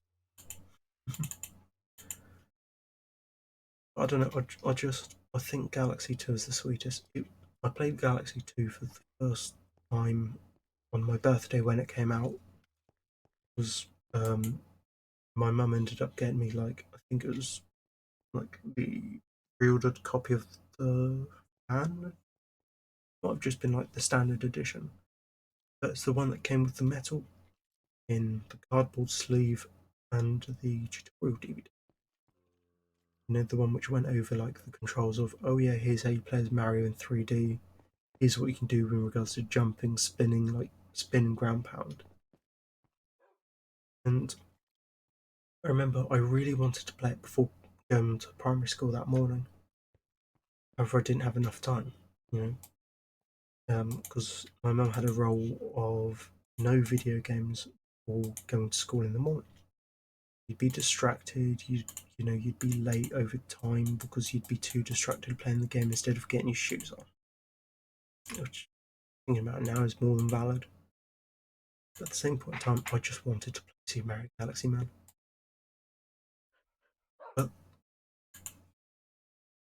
the one thing I could do, considering it wasn't considered a video game, was I could watch the DVD tutorial. I still have it.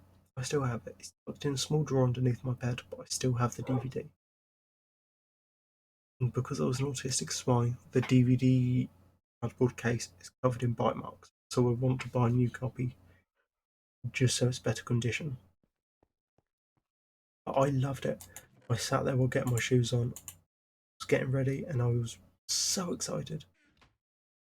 Because just being able to hook it up, you could listen to Welcome to Super Mario Galaxy, here's a load of things you can do. Watch Mario go on his grand adventure. I was so excited, and I immediately fell in love with the music. Like immediately as that in that moment. And the excitement was just, it was outstanding. It was outstanding. I fell in love with it. And I've been playing Mario games ever since. It wasn't my first Mario game. My first was New Super Mario Bros. Wii, I think. Say that, I think. I don't know, whatever came first. It might have been Galaxy, it might have been New Super Mario Bros. Wii. I cannot remember. But it was my first Mario game on the Wii. And I loved it. It was generally my favourite thing I had ever played. For the longest time. And I'll be honest, I found it difficult. I found it really difficult. But that's just because, I was a dumb kid. I had issues, understanding it. I love going back to it. Love it. More than anything. I need no glass. No glass. I like hearing the music before they announced the museum. It was so nostalgic. And I got so excited because it almost teased Galaxy. But they never gave us the hype of actually having Galaxy. Which is a shame really, because Galaxy 2 is a beautiful game, and because um, Galaxy 1 was in 3D All Stars, but Galaxy 2 wasn't, that kind of teased it for everyone that Galaxy 2 is coming. It is coming one day, but just not yet. But the fact they had the nerve to use the music from Galaxy 2 and then not announce anything for it, it's a beautiful game. And if you haven't heard the soundtrack for Galaxy, I highly recommend doing so. Just because it's stunning. It's a stunning, beautiful soundtrack. And it's probably the best video game soundtrack I have ever heard. Ever. Memorable as well. As I said, it's the most memorable, most beautiful soundtrack. Have you ever heard the one for Skyward Sword or Twilight Princess? It can bring a grown man to tears.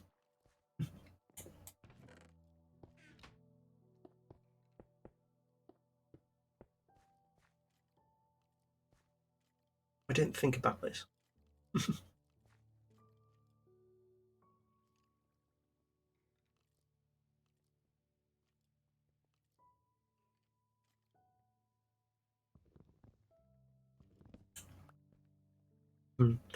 Okay, if I...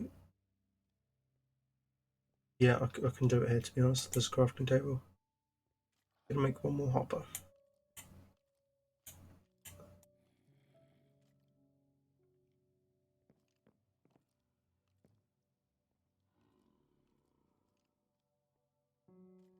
Didn't even need to make a hopper.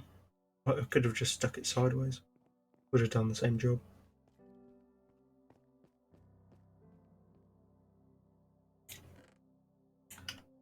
let's see. I need stone.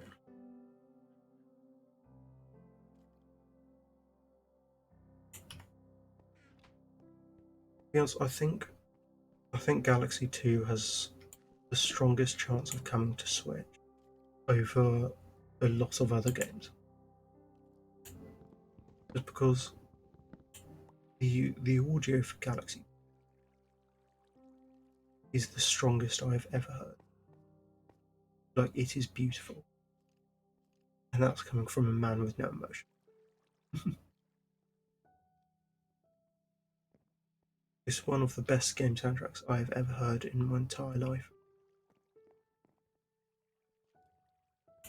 And like, I'm glad I played it, to be honest, considering if my parents didn't get that for me on that day, I don't know what I would have done.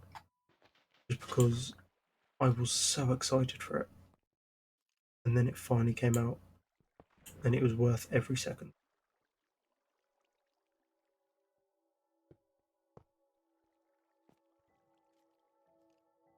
To be honest, I'd waited for it for the longest time. Just because I really wanted to get it. I was excited. I was ready to play it that. And my parents did actually tease me that they didn't get it. They were just like, "Oh, look, we weren't able to get it. Don't get your hopes up. Considering stocks are low. We don't know about pre-orders. We don't know what we're doing," which is fair, valid. But I held out hope anyway, and they surprised me on that morning, and they were just like, "Look, you can open it before school, you know, just we're not sure if this is the right one. We're not sure if this is what you wanted," and it was, and I loved it. And if that game came out on, for Nintendo Switch, I would buy a physical copy in a heartbeat. You know, I would immediately buy a physical copy, and I'd play it loads. It's not my favorite game of all time, but it's up there. You know, like that title of favorite game of all time will always go to Twilight Princess.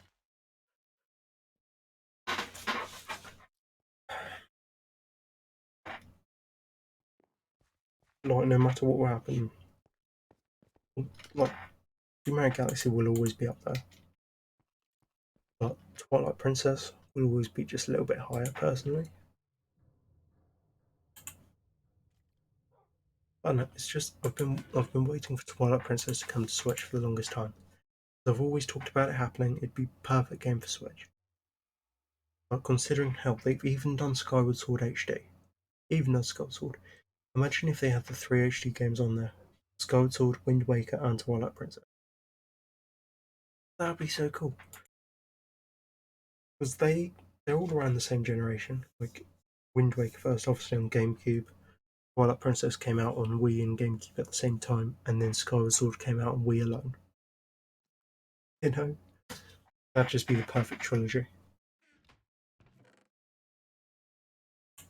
But it also makes sense in the standpoint of Nintendo have ported or put every other Zelda game on there. There's Minish Cap, the Zelda 1 and 2 Link to the Past, Ocarina of Time, there's bloody Breath of the Wild and Tears of the Kingdom on there, obviously. But they've done Link's Awakening. They've done two versions of Link's Awakening, actually. They've done Link's Awakening DX for Game Boy Color, I think it was. And then they've done the Link's Awakening remake. And then there's the spin offs of Hyrule Warriors and Cadence Against Hyrule. There's Majora's Mask. Might not be the 3DS versions. The originals are more than good enough. you know? And the only mainline ones they're missing are Full Sword and Full Sword Adventure, which I doubt are coming because they're not classed as mainline. Also, multiplayer spin offs. And then Twilight Princess and Wind Waker. And I don't think there's a way they can skip out. I don't. Because, as I've mentioned many a time, the Switch is made to be a checkpoint. You know, because there's loads of things you can say about the Switch. Loads of things. Have the one definition which is stronger than most is that it is a checkpoint console. You know, because the thing is, it's got the mainline games of almost everything there. Like every Pokemon, every Pokemon you can capture, like 1010, I think my Pokedex is at the moment, like before the Kitakami DLC. You can catch all 1010.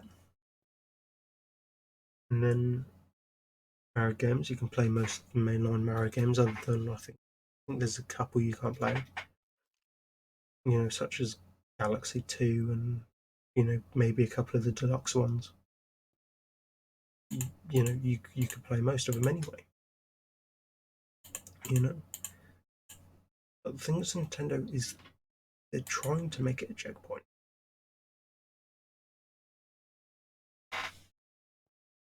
They're trying to make it so you can catch everything on one console, you can play everything on one console. They're trying to make it the ultimate Nintendo piece of hardware. And might not be powerful enough. God damn it, they're going to try. And I think that's pretty damn good. To be honest, I think the Switch is one of the best Nintendo pieces of hardware. And I know it's got its issues. Everything has. But at the same point in time, I think they're doing a good job. You know?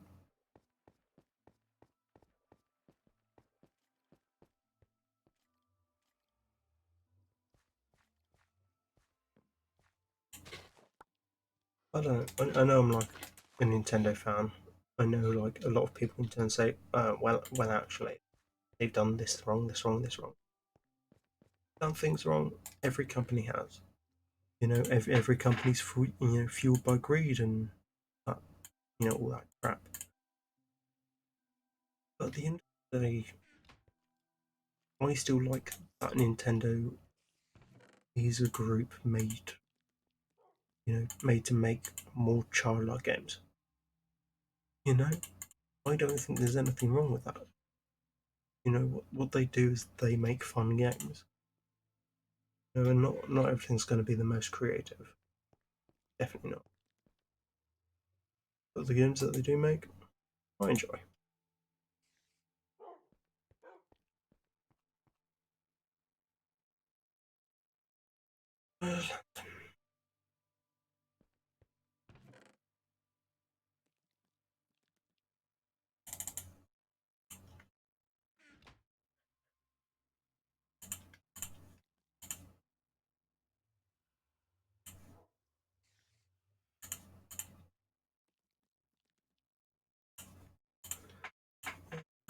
Let's grab some of these, shall we?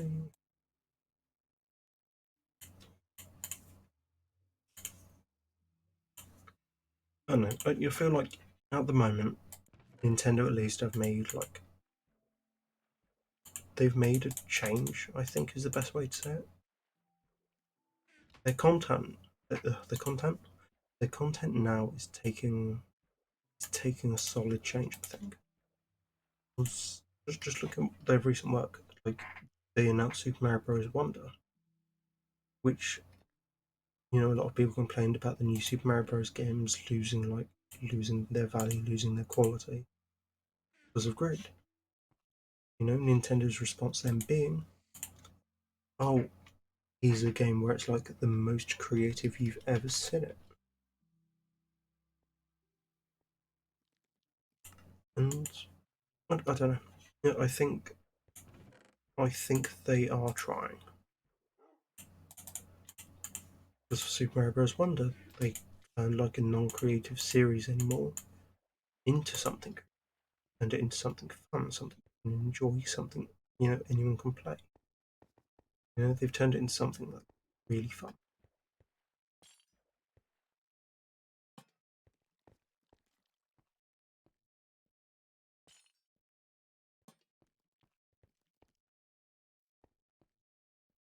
I don't know. Like every company has things wrong. Every company has things they regret. Every company ends up like giving out to stuff like greed. Nintendo isn't like Nintendo isn't any different. It's the same thing that happened before with them. That's the same thing that happened currently. However, the thing is still they're still greedy. Don't get me wrong, they're still greedy.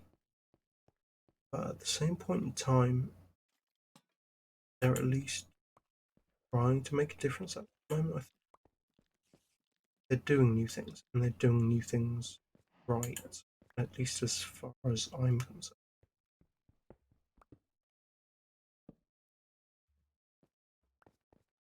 I don't know.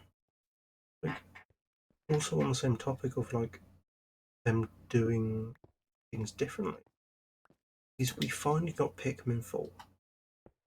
Now, after 10 years, we finally got Pikmin 4, a new Pikmin title on the Switch.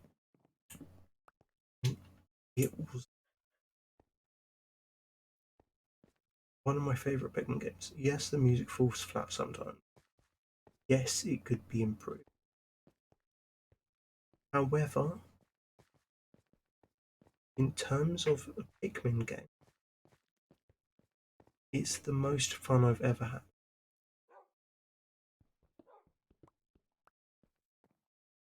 Honestly, in in terms of playing Pikmin, I love the franchise, but I never really wanted games properly. I beat three. I've played through parts of two. I didn't like one because I didn't exactly enjoy um, that it had a time limit.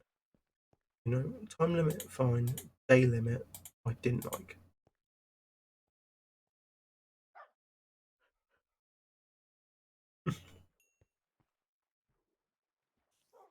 I don't know. I think they are making changes,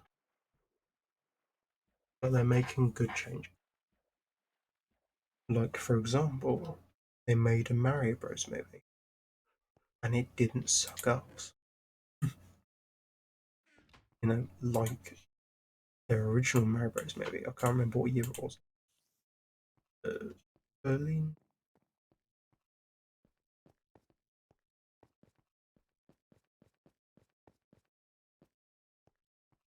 I don't know. They're doing something new.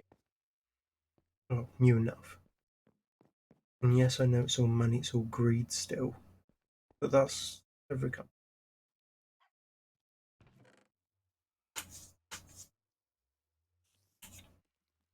However, I like the change there.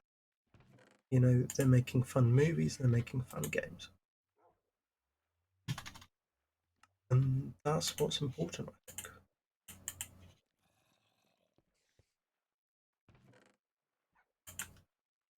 But I don't know.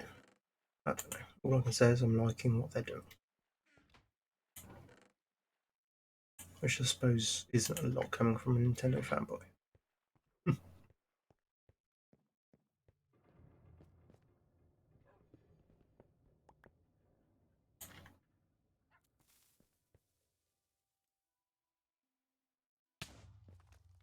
Don't mind me.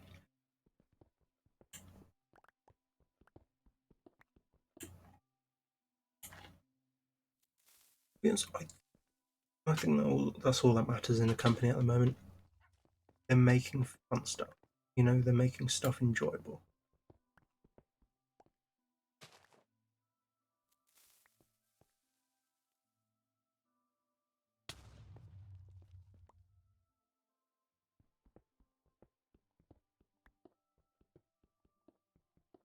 I know I show Nintendo stuff a lot, but I can safely say the stuff they've currently been doing has been pretty good. However, I just want a copy of Twilight Princess.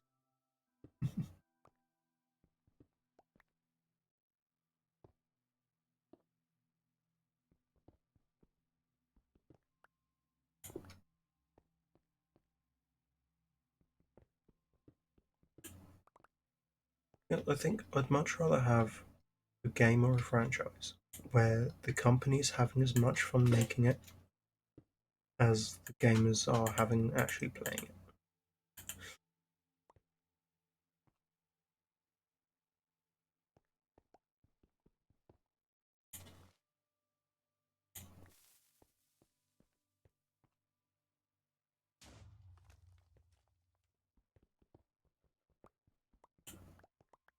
Twilight Princess is important to me.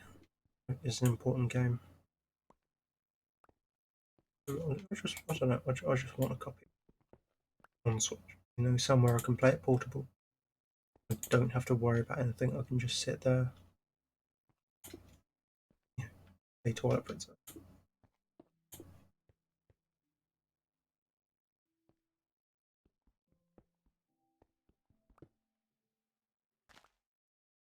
I know people have seemed to be enjoying the new Mario content. I know a lot of people say, "Oh yeah, where's like Super Mario Odyssey 2?" I don't know. After so many years of like people not doing anything, it's pretty good to have a change.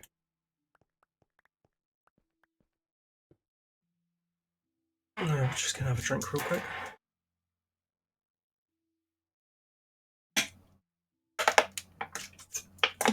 Mm. That's how much water I drink. It still doesn't taste nice.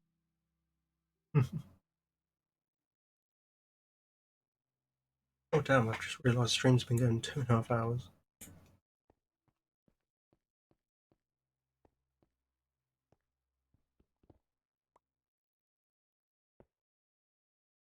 Actually, the one game I've not heard anyone talk about at the moment, or at least over the past few years, is Super Mario Maker 2.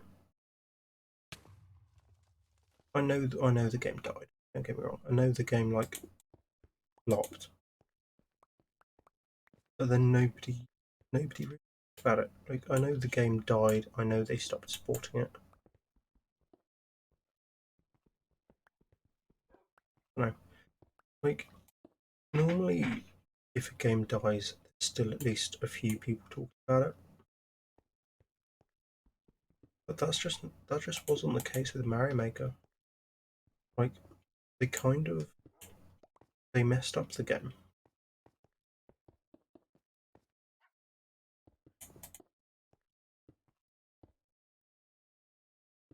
They messed up Super Mario Maker 2.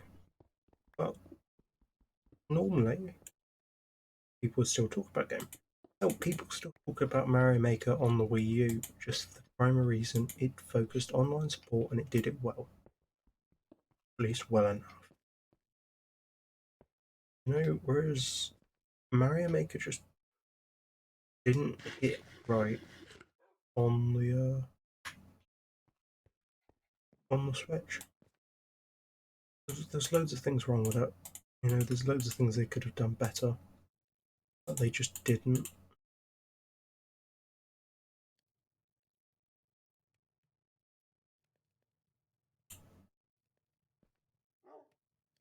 It's like they missed out on a few things, quite a few things.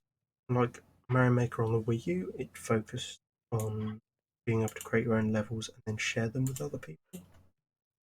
Whereas then you had Mario Maker on 3DS, where it dipped out of doing that mainly because it's portable handheld. Right? But then when it came out on Nintendo with Mario Maker 2, they could have fixed that. Like Switch features amiibo support. Hell, they're even like releasing new amiibo as announced today. They're doing both the Sora amiibo.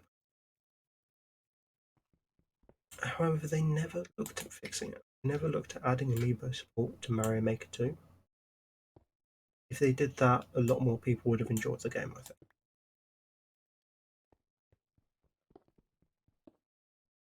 But personally, I'm in that bandwagon of the game could have been salvageable if they allowed like better server support when it came to the games, just so the game wasn't laggy and horrible when you played it.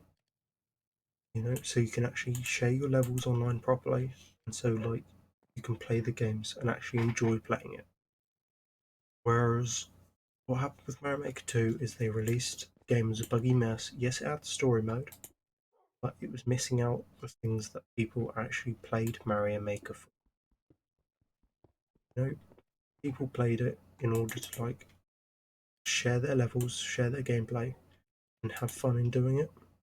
But what Nintendo did was they removed the things that made Mario Maker, like funny, goofy amiibo costumes, which enabled players to build like their own levels relating to the series.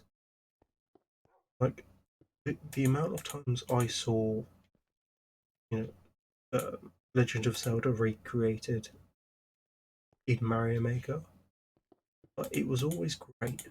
It was always great fun.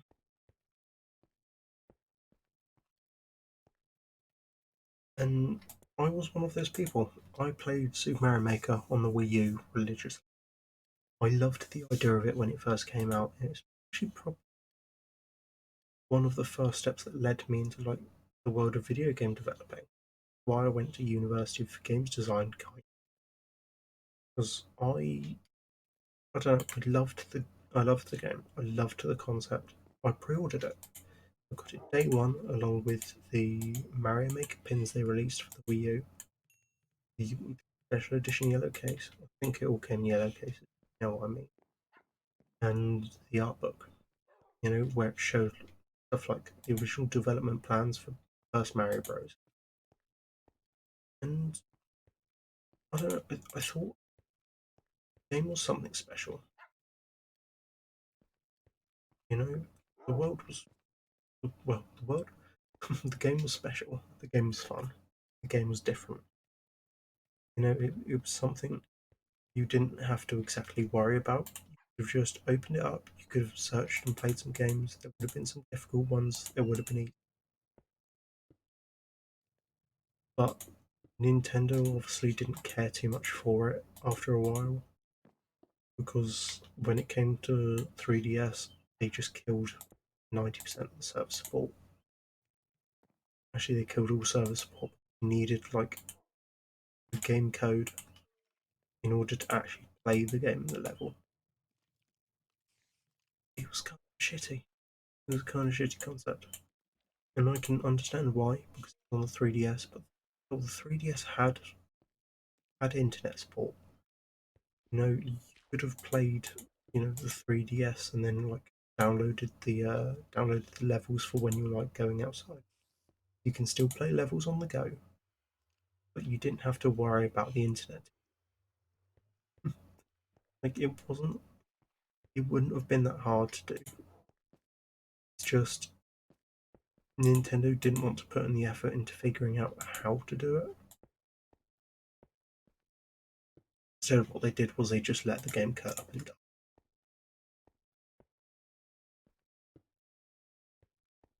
Like, although although there's internet support, it needs the bare minimum amount of effort for it to work. You know, because you could have played levels on the go on 3DS.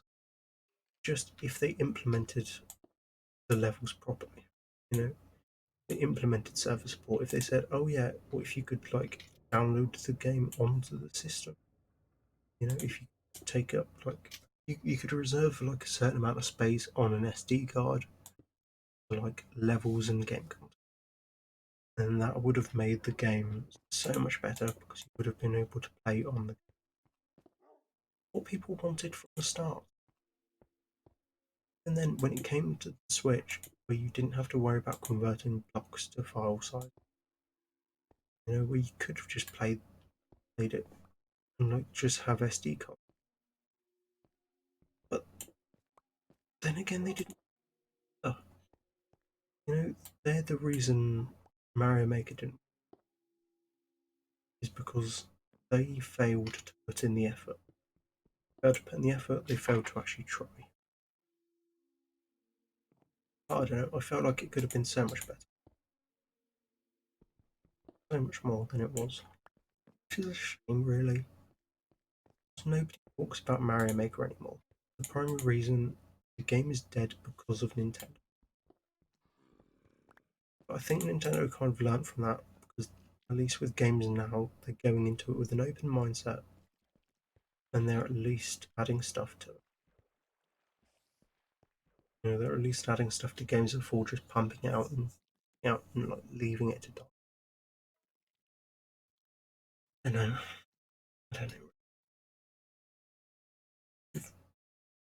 Anyway, I'll explain what I've done while having a rant about Nintendo's improved, but how at the same point in time recent games have.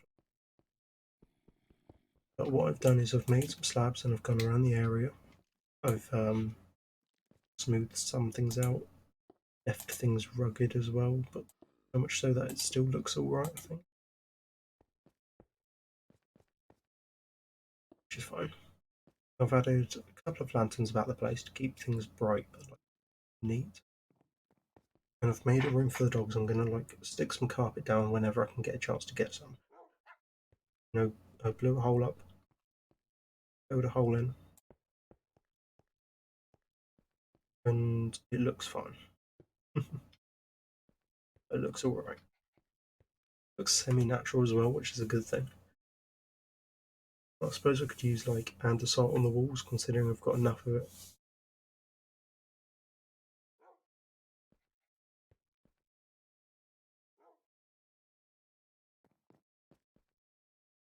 Probably go up until maybe 2:30, maybe 1:45. I don't know. I really don't know. I'm awake, it's just I want to play some more of the Pokemon DLC. And also I've got like a tad of a sore throat. I've been talking for a while.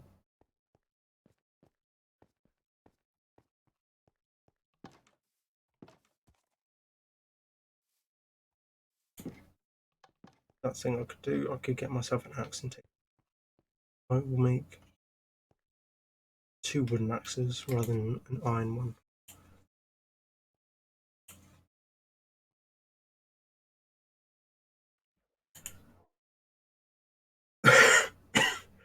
But I think it says like 2:15 at the moment. It says that on Mind rather than on stream for the prime reason it went 10 minutes before quitting out. So I've been speaking 2 hours 15.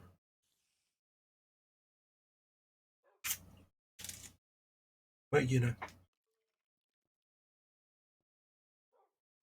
I like how at the start of the week it goes from like a 5-hour stream or whatever, and then it goes to like a 3-hour stream, and then a 2-hour stream. And that's because it's been like Minecraft 3 days in a row. Which means I might stream something tomorrow. I know I say it often, but maybe Twilight Princess. I might start a PC game. I don't know what one. Might, thinking about it, it might be Lego Star Wars Complete Saga if I feel like it. Because I know my controller works for it, I know the game runs well considering it's an old game anyway. I don't know, it's like a casual game I can sit down for hours playing.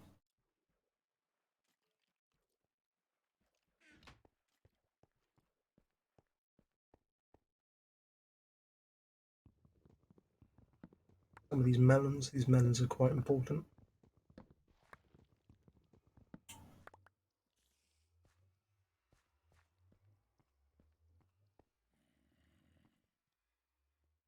Let me just do the screenshot for the screen.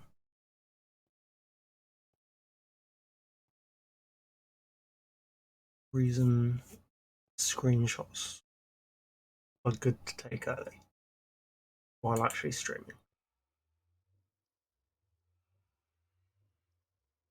We go open file location.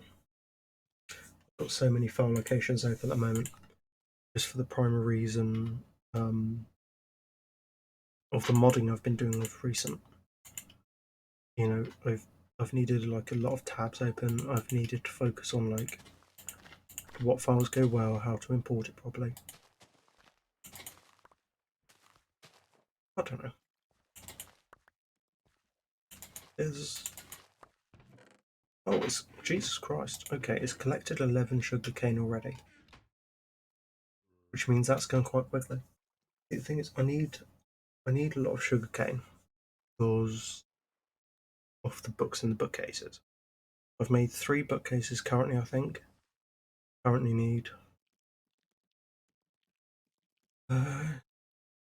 24 more bookcases, which is an issue. Because 24 bookcases, that's 72 bookcases. 2 bookcases? 72 books. Which is quite a bit.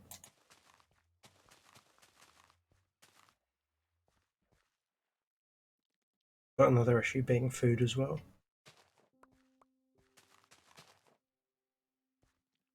I don't know.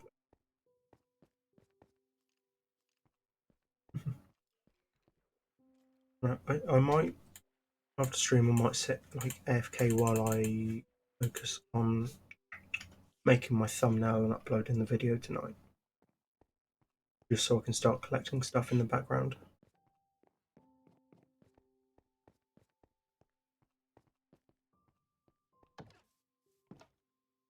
I don't know. I'll go for however long collecting the trees and some wool goes, I think. Because I want to collect the wood, collect the saplings, and then replant them as well.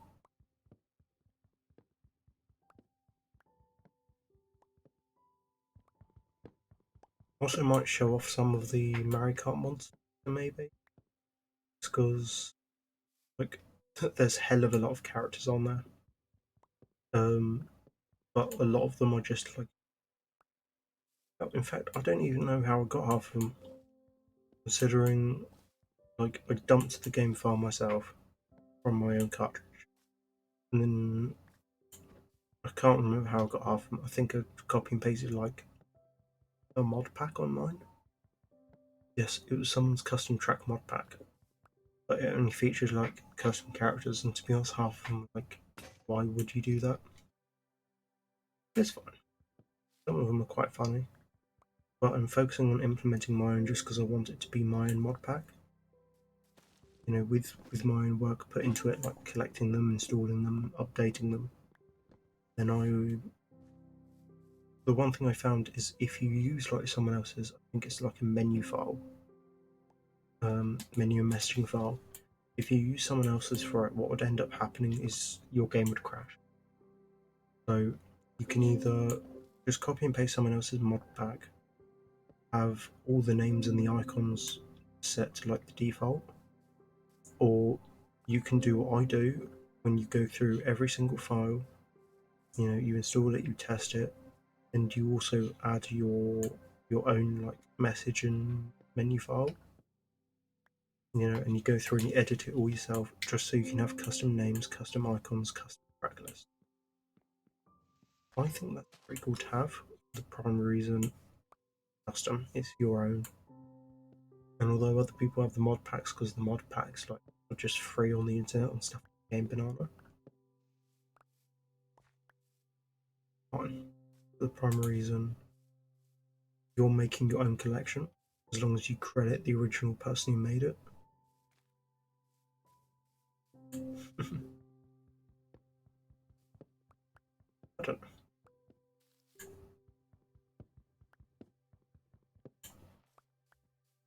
I'll be honest, I just think it's kind of cool, like what you can do with modding. I've been modding games all my life ever since I say like a lot, but ever since I was younger, when I used to mod my Wii for Smash Bros. My friends used to love it just because I used to offer to mod their Wiis as well. They can then flex saying, "Oh yeah, I've got like a custom Nintendo Wii. I've got something nobody else has." Although everybody had homebrew Wii at some point, but not everyone had one like mine. We had every WiiWare game, every WOD of games. You can do all sorts. You have modded games. You can play stuff like there's this one mod pack called CTGPR, which was a Mario Kart Wii mod pack on the Wii, where like you had your own installation channel. You could update it from there. You could add mods using the SD card, obviously. But it just felt amazing showing up to school, being like, "Oh yeah, you guys played Mario Kart Wii. I played something better." Because I believe it had something. Well, at the time, at least, it had 250 different tracks on it because it featured a way where you can add your own custom, which was it was always cool to me to see, and it was always fun to be able to flex on people for it, just because you learned how to follow a YouTube tutorial and figured out how each separate bit of it worked. So you can take your SD card out and you can mod it and you can tweak it. You can put it back in and you could do something hilarious that other people you know, struggled to.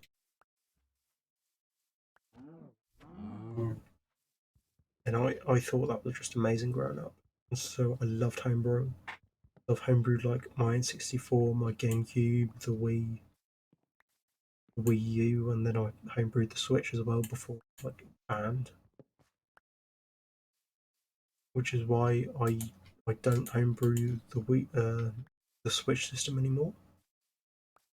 Considering like you can just get banned quite easily for that kind of stuff.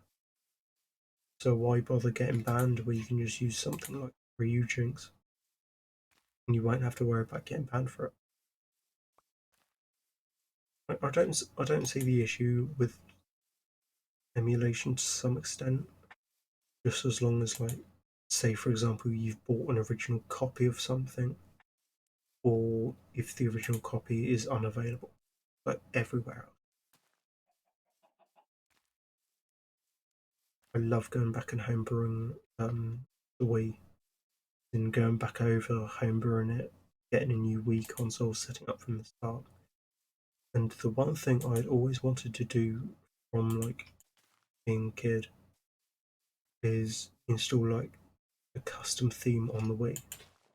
Because the issue with installing a custom theme on the Wii was when I was younger at least, it would always leave to a broke.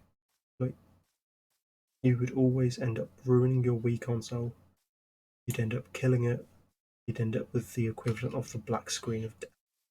Where you turn it on, it beeps at you and it doesn't do anything, it doesn't show a display, it just kind of cooks its own, it becomes useless at that point.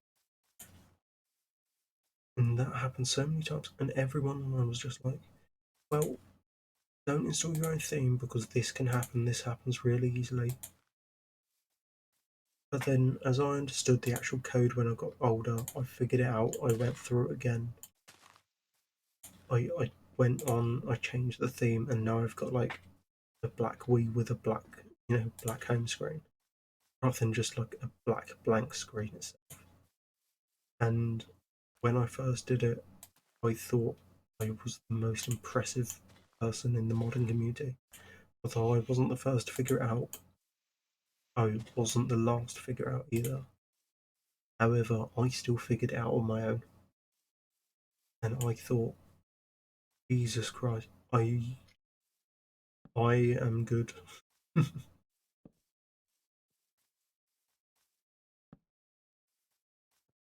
I had still have a custom Wii menu, and I just thought that was the greatest. You know, that's where my where my life peaked. Is modding the Wii menu to have it boot up to a black menu.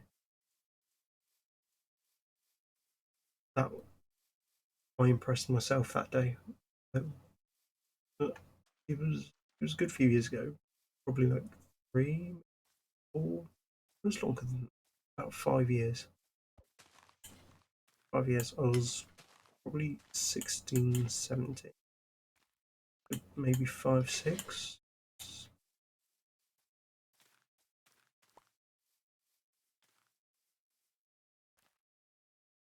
I can't exactly remember. All I can remember is I felt amazing for it. So smart. Even though in reality I wasn't that smart. I could have just like followed tutorials a bit better. I know there's something really fun about it. It's it felt freeing to do things what Nintendo didn't want you to do. Because you could do anything. You could stream. It could be like streaming movies from the DVD player in the Wii to playing ROM hacks or to playing stuff like Game Boy Advance games on your Wii.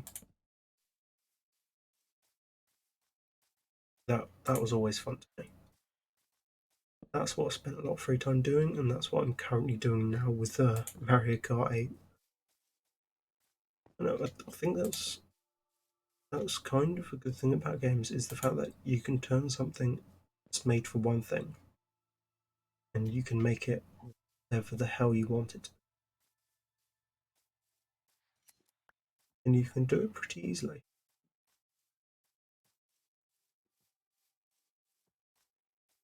Not that difficult to do, all things considered, but at the same point in time, something really entertaining would say, "Hey, I've done this. I've gone against grain. I have something that can't entirely be replicated." If that makes sense. That's the primary reason. Although you can mod your own way, anyone can mod their own way, but not everyone will have the exact same content on their Wii as you will. I just think that's pretty cool. I think it's kind of cool that although you may have a load of things on your Wii, it will never be the same as what I have put on mine.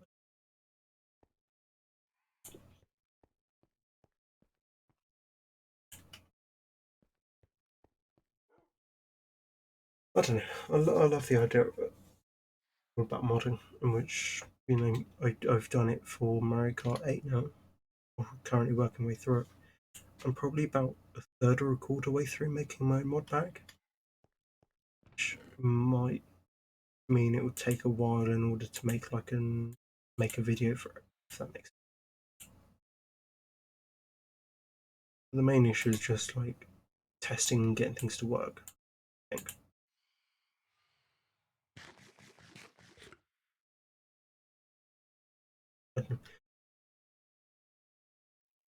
It's kind of cool because like I've figured out how to make stuff,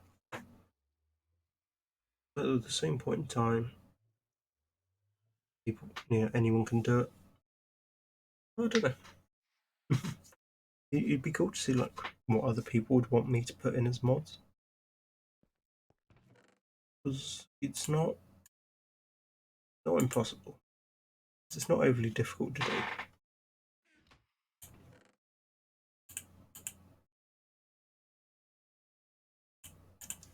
Anyone can do it. All you need is a computer, an SD card, and a Wii. It's it's it's not hard to do. But I always just feel impressive, when I do it.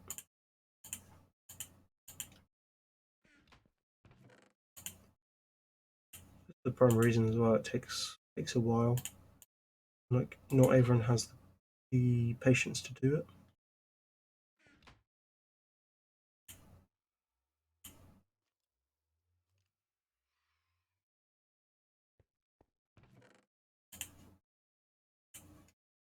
Yeah, got a decent amount of wood set up as well.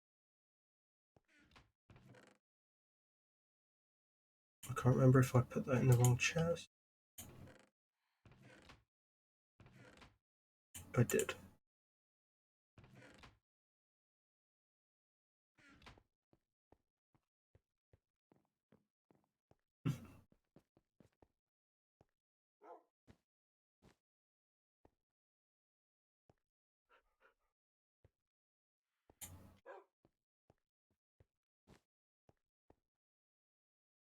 Woo!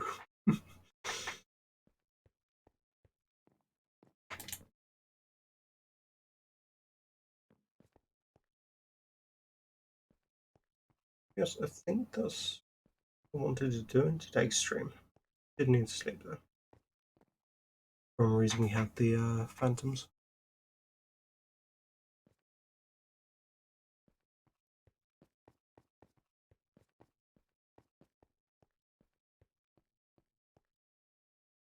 the encoder's getting slightly choppy, so probably a good idea.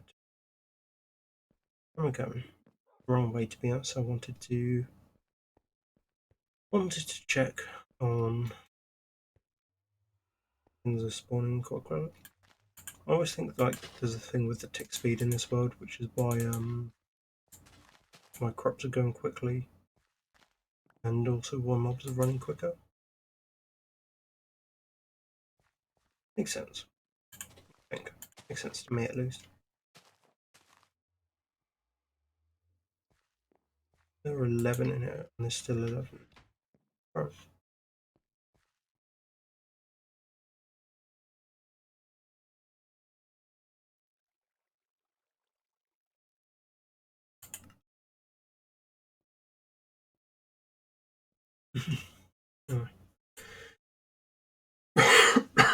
Jesus Christ.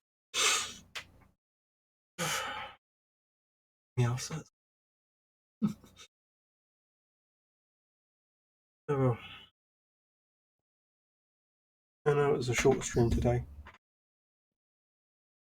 Just coming up closer to 3 hours. Say that this stream and VOD time will come up to 2:25 at the moment, I think. Just for the prime reason we lost 10 minutes, but technically I was streaming. This is why you see like the VOD for this video started off quite sudden. Just for the prime reason we had an issue with the stream. I do really apologise about this chair. I know it's quite loud.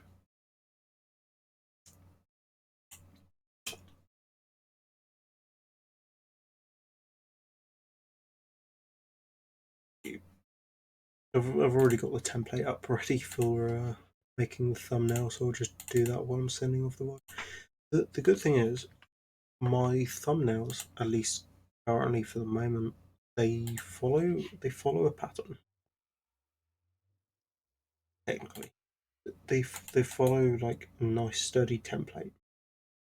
I think it's pretty good. I think it's the best thing you could have for a thumbnail is to follow a template, follow something you can stick to, because it makes it organized. No.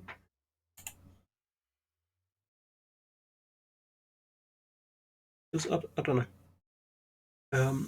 I always find like having a template works better because at least that way you could say, I have a style, I'm fine with sticking stuff this way.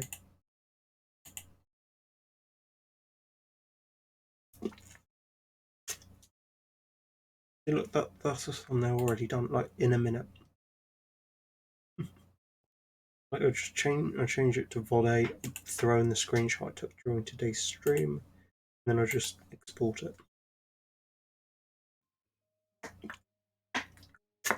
Like what I do for Mario Kart because what I need to do sometimes is not every mod pack comes with a built-in icon for a track or a character, for the matter of fact.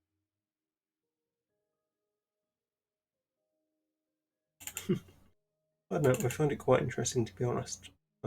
Making this kind of stuff. The prime reason you get a nice backup. You know, you get a nice backup going. You get everything nice and built. And that way, when it's done, you can just press like cancel.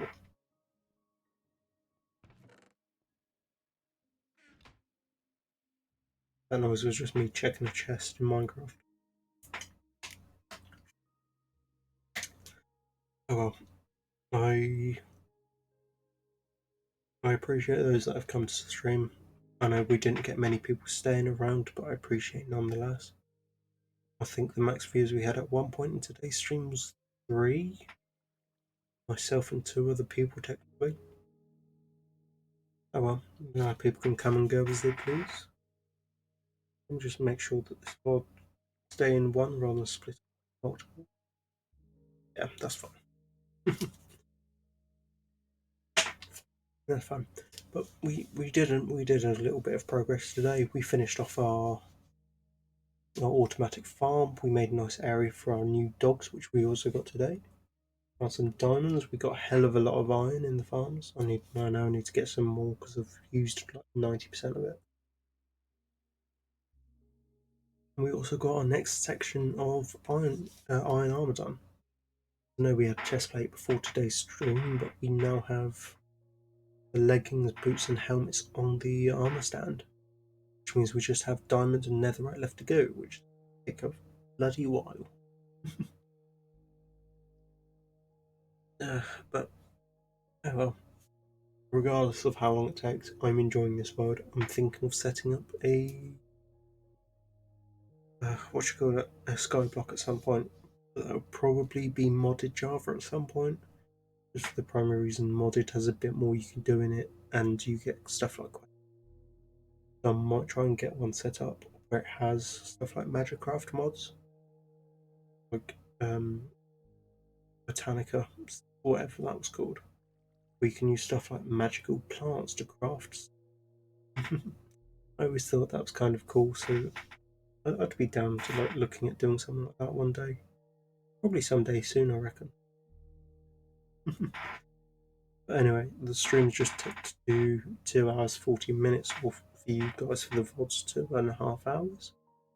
So I'm gonna end it here. So a nice day. I also got to stop moving on this chair because it cracks a lot. I'll see you guys during the next stream. Might be tomorrow. I might take another day off for modding. But yeah, I'll see you guys later.